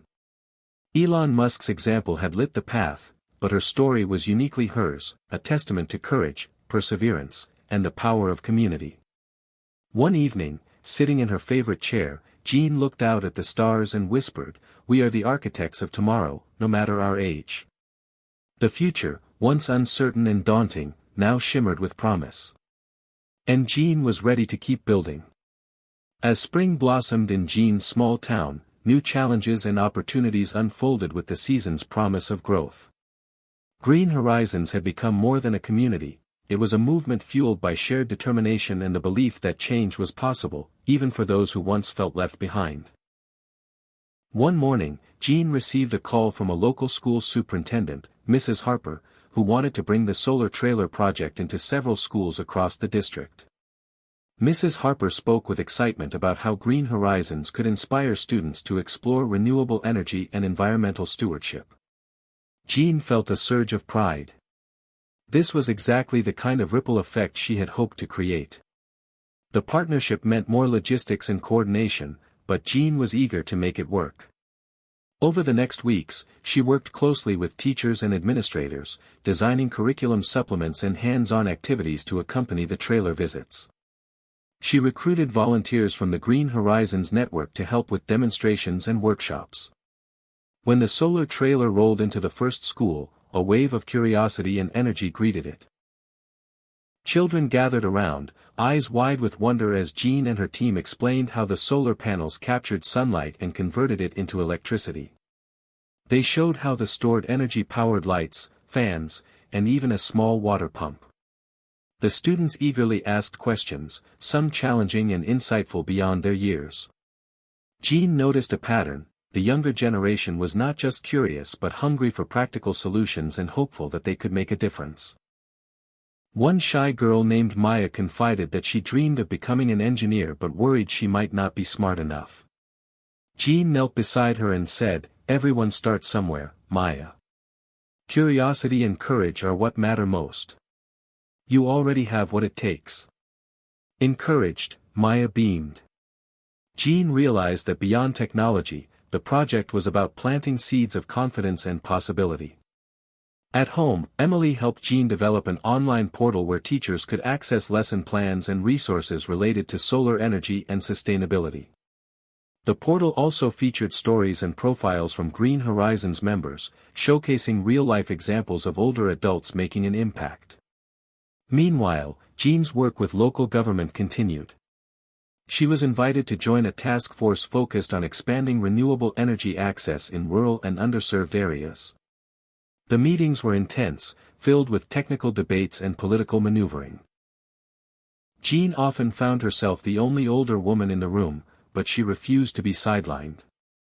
Drawing on her community's experiences and her own journey, she advocated passionately for policies that prioritized education, affordability, and inclusivity. During one meeting, a skeptical official questioned the feasibility of involving seniors in such projects. Jean responded firmly, "Experience and wisdom are assets, not liabilities. Our community has demonstrated that innovation is not bound by age."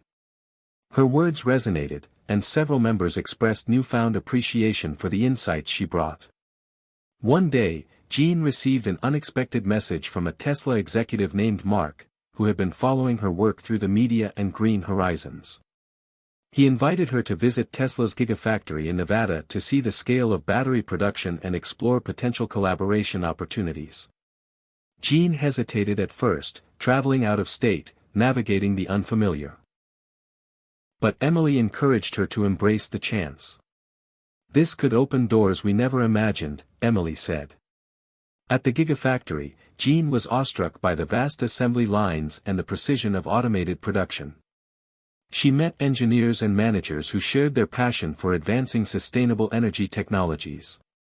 Mark introduced her to a team working on community-focused projects, eager to hear her perspective.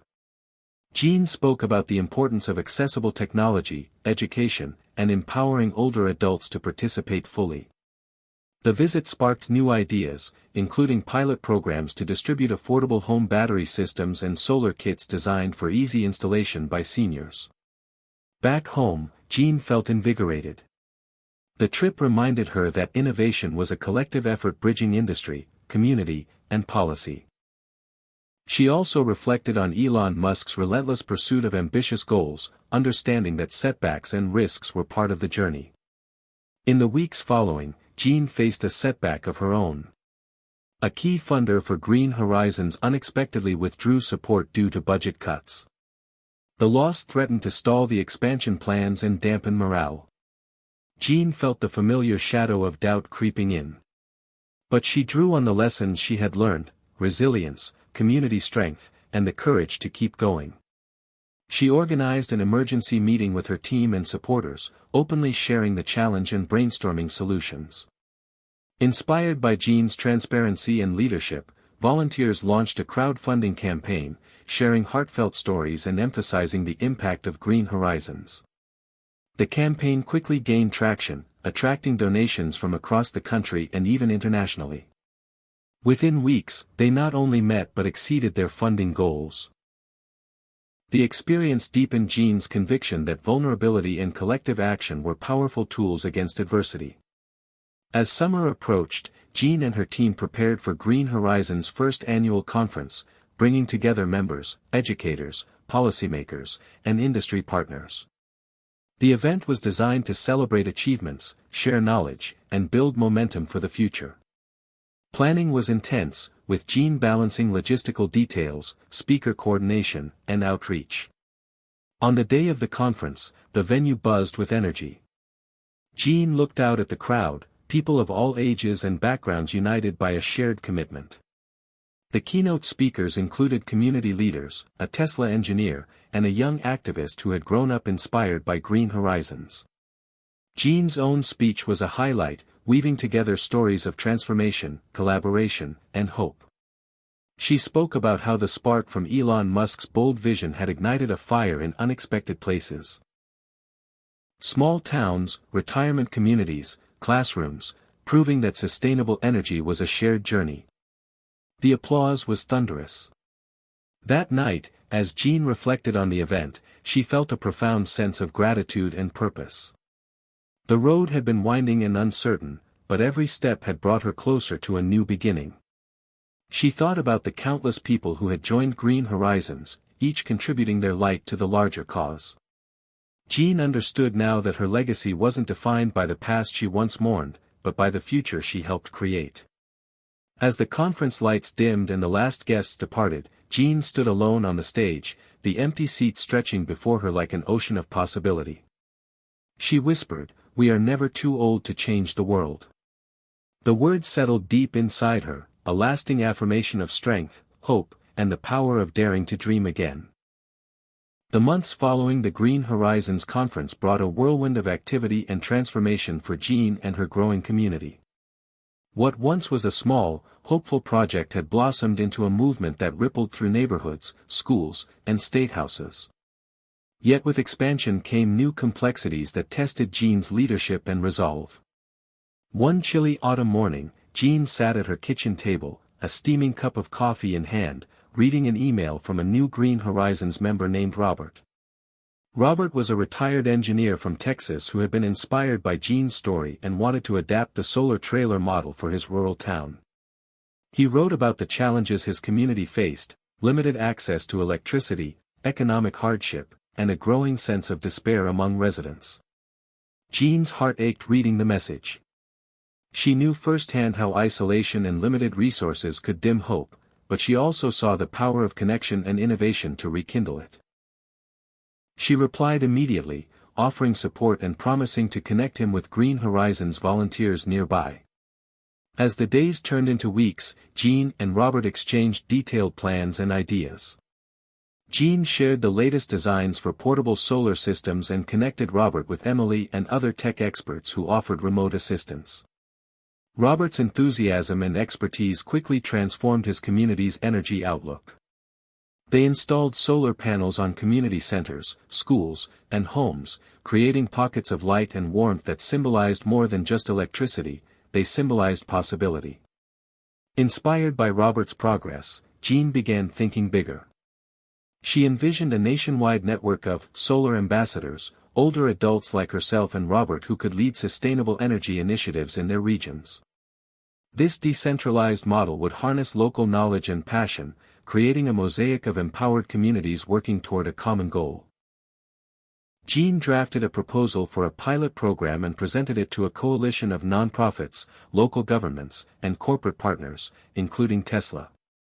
The response was enthusiastic, and soon the pilot launched in 5 states, each with unique needs and assets. In New Mexico, a group of retired teachers used the program to power remote classrooms. In Maine, fishermen embraced solar-powered equipment to reduce fuel costs. In Georgia, a community garden flourished with solar irrigation systems. Jean marveled at the diversity and impact. Yet managing this growing network was no small feat. Jean found herself juggling emails, calls, logistics, and fundraising, often feeling stretched thin. One afternoon, after a long day of troubleshooting a shipment delay, Jean sank into her favorite chair, exhausted and frustrated. Doubts whispered, "Are you trying to do too much? Maybe it's time to slow down." But then her phone buzzed, a video message from Maya, the shy girl from the school Jean had visited months ago. Maya beamed as she shared how she had started a student club dedicated to renewable energy and had just won a science fair with a solar-powered water purifier prototype. "Thank you for believing in me," Maya said. "You showed me that anyone can make a difference." Jean's weariness melted away. This was why she kept going. The ripple effect was real. Around the same time, Emily suggested they develop a mobile app to streamline communication among Green Horizons members and provide instant access to tutorials, troubleshooting guides, and event calendars. Jean embraced the idea, and together they worked with a developer to create Solar Connect. The app launched to great acclaim, making it easier than ever for members to collaborate and share successes. Meanwhile, Jean's advocacy efforts gained traction. She testified at a congressional hearing on renewable energy, emphasizing the importance of accessible technology and community involvement. Her remarks included personal stories from Green Horizons members, illustrating how grassroots innovation complemented top-down policies. Legislators responded positively, with several proposing bills to increase funding for senior-focused sustainability programs. Despite the wins, Jean faced moments of isolation and exhaustion. Not everyone in her circle understood or supported her ambitions. Some friends expressed concern that she was neglecting self-care. Jean realized she needed to build a stronger support system. She reached out to fellow Green Horizons leaders and started a monthly peer support group for community organizers. Sharing struggles and solutions rekindled her energy and reminded her she was part of a larger family. One crisp evening, Jean received an invitation to speak at a TEDx event focused on aging and innovation. The prospect was thrilling and nerve-wracking. Preparing her talk, Jean reflected on her journey, from feeling forgotten and powerless to becoming a catalyst for change. On stage, under bright lights and before a packed audience, Jean shared her story with honesty and passion. She spoke about the myths of aging, the importance of curiosity, and how Elon Musk's fearless vision had inspired her to defy limitations.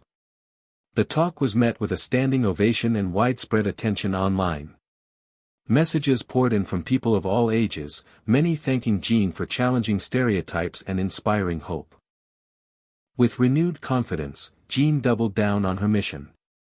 She expanded Green Horizons' mentorship program, pairing younger activists with older leaders, creating a dynamic exchange of knowledge and inspiration. She also began collaborating with universities on research projects that documented the social and environmental impact of community-driven renewable energy initiatives. As winter settled in, Jean found moments of quiet joy amid the busyness. She and Emily decorated their home with handmade solar lanterns crafted by Green Horizons members, their soft glow a symbol of collective effort and shared dreams. One night, as they sipped hot cocoa by the fire, Jean reflected aloud, "I never imagined this path.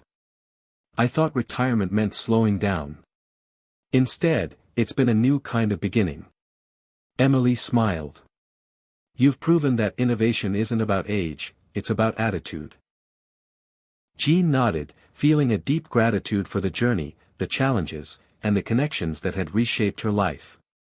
She thought about Elon Musk, not as a distant icon but as a symbol of fearless dreaming and relentless action. She understood now that the spark he ignited was alive in every person daring to embrace change. As she prepared for the year ahead, Jean whispered to herself, "This is just the start. Together, we're shaping a future that includes everyone." Winter's chill was fading as Jean prepared for one of the most significant moments of her Green Horizons journey yet, a national summit bringing together community leaders, engineers, policymakers, and activists dedicated to sustainable energy. Months of planning, fundraising, and coordination had culminated in this event, designed to foster collaboration, inspire innovation, and amplify the voices of those often overlooked in the climate conversation. The summit venue buzzed with anticipation. Jean arrived early, feeling a familiar mixture of excitement and nerves.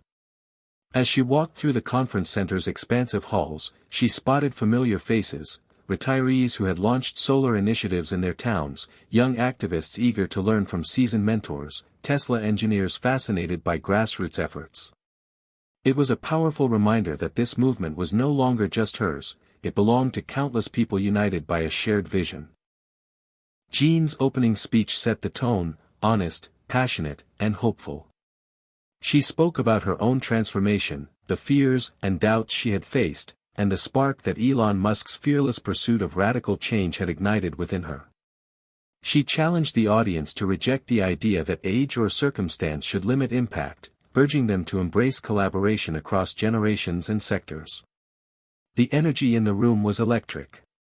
Breakout sessions focused on practical solutions, affordable solar installations for low-income households, educational programs for schools, and innovations in energy storage and distribution. Jean facilitated a panel on community empowerment, sharing success stories from Green Horizons and encouraging dialogue about overcoming obstacles. One memorable moment came when Maya, now a confident young engineer, presented her solar water purifier prototype, demonstrating how it could provide clean water in disaster zones. The audience erupted in applause, many visibly moved by the young woman's journey and ingenuity. Outside the sessions, informal conversations sparked new partnerships. A state representative approached Jean to discuss pilot projects in rural districts. A Tesla team invited Green Horizons members to test and provide feedback on upcoming battery technologies. Jean felt a surge of optimism, the summit was a fertile ground for ideas and action. Yet amid the celebration, Jean remained grounded. She knew the road ahead would require persistence, patience, and adaptability. Later that evening, she joined a dinner with summit participants, exchanging stories and laughter under soft lights. Conversations ranged from technical challenges to personal journeys, weaving a rich tapestry of experience and hope. Emily, who had accompanied Jean, observed quietly and later remarked, "This feels like the turning point you've been building toward." Jean smiled, feeling the weight and joy of that truth. Back home, the summit's momentum carried into daily life. Green Horizons grew more organized, with regional coordinators and a formal advisory board. Jean focused on ensuring that the movement's core values, accessibility, inclusivity, and community empowerment, remained central amid expansion. Meanwhile, Jean's advocacy work gained new urgency. She joined a coalition lobbying for stronger renewable energy policies at the federal level, leveraging Green Horizons' success stories as evidence that community-led initiatives could complement governmental efforts. She testified before congressional committees, her voice steady and compelling as she shared data, personal narratives, and practical recommendations. Though policy change was slow and complex, Jean felt a renewed sense of purpose. On a personal level, Jean faced unexpected challenges. Her health, which she had carefully managed, took a sudden downturn, a scare that reminded her of life's fragility. The experience deepened her appreciation for balance and self-care.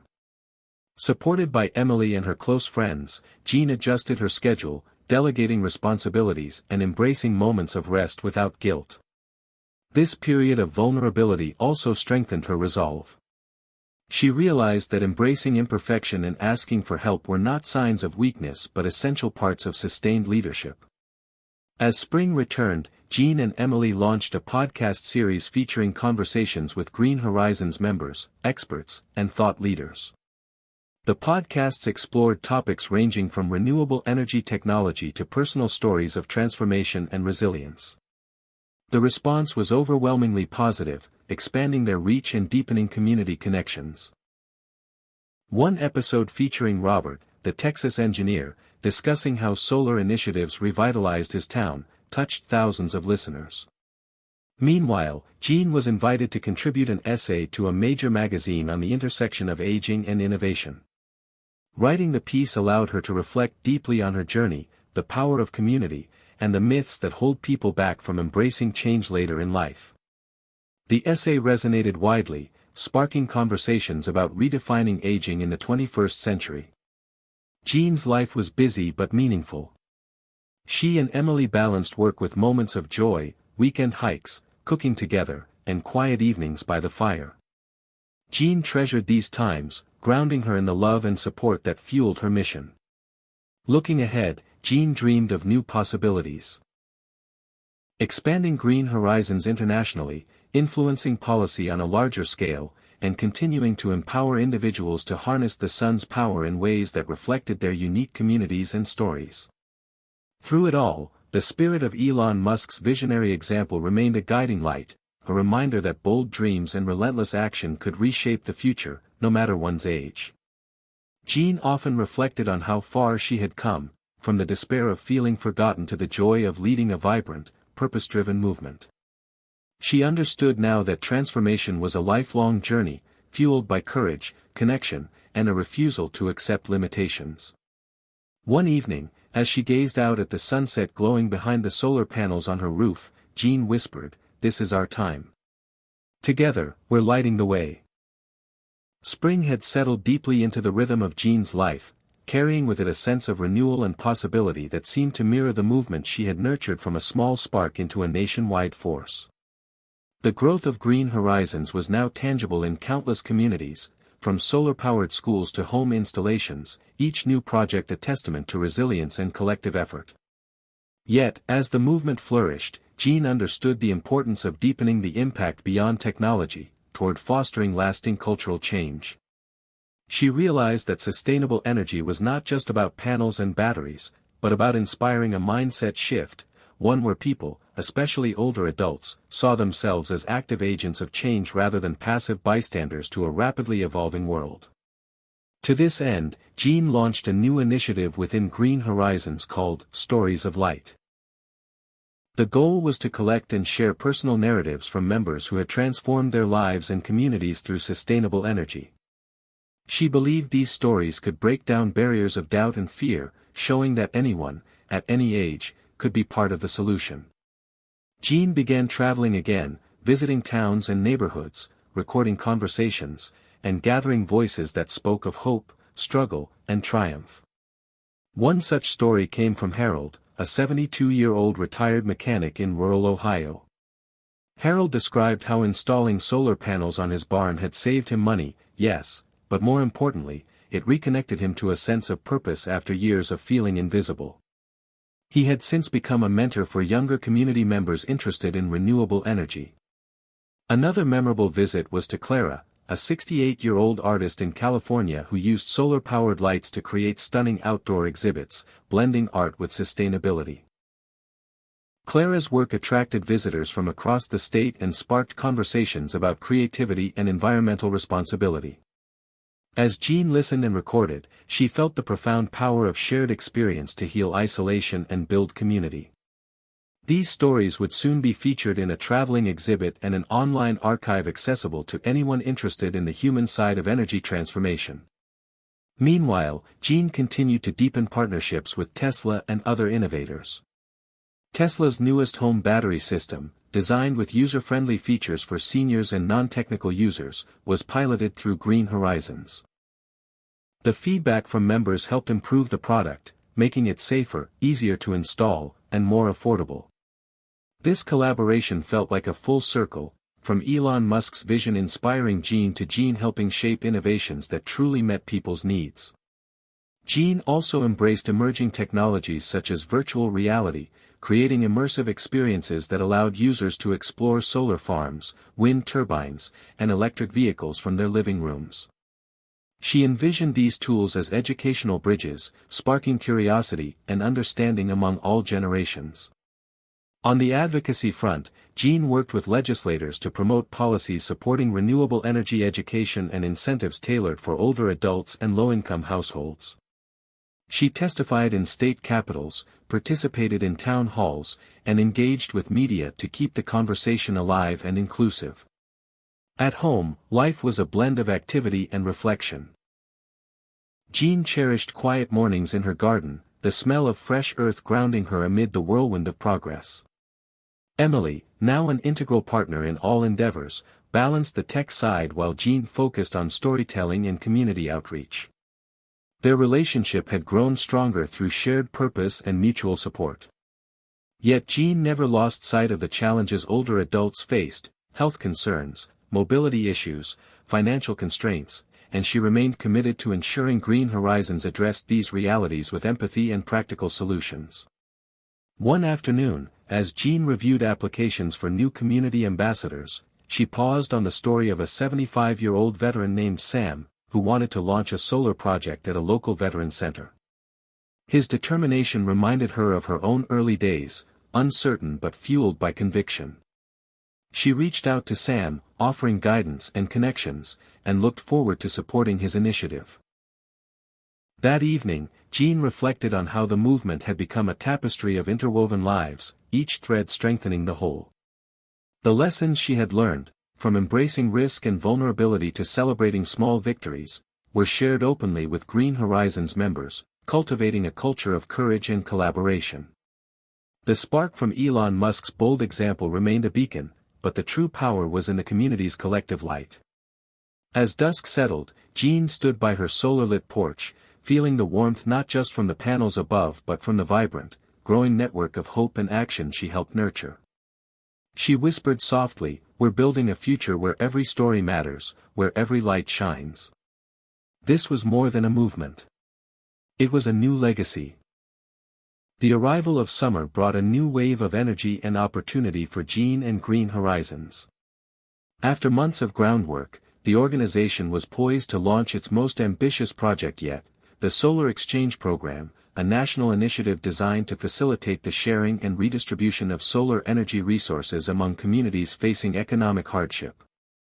Jean believed this program would embody the true spirit of sustainability, not just preserving the environment but fostering equity and empowerment across the country.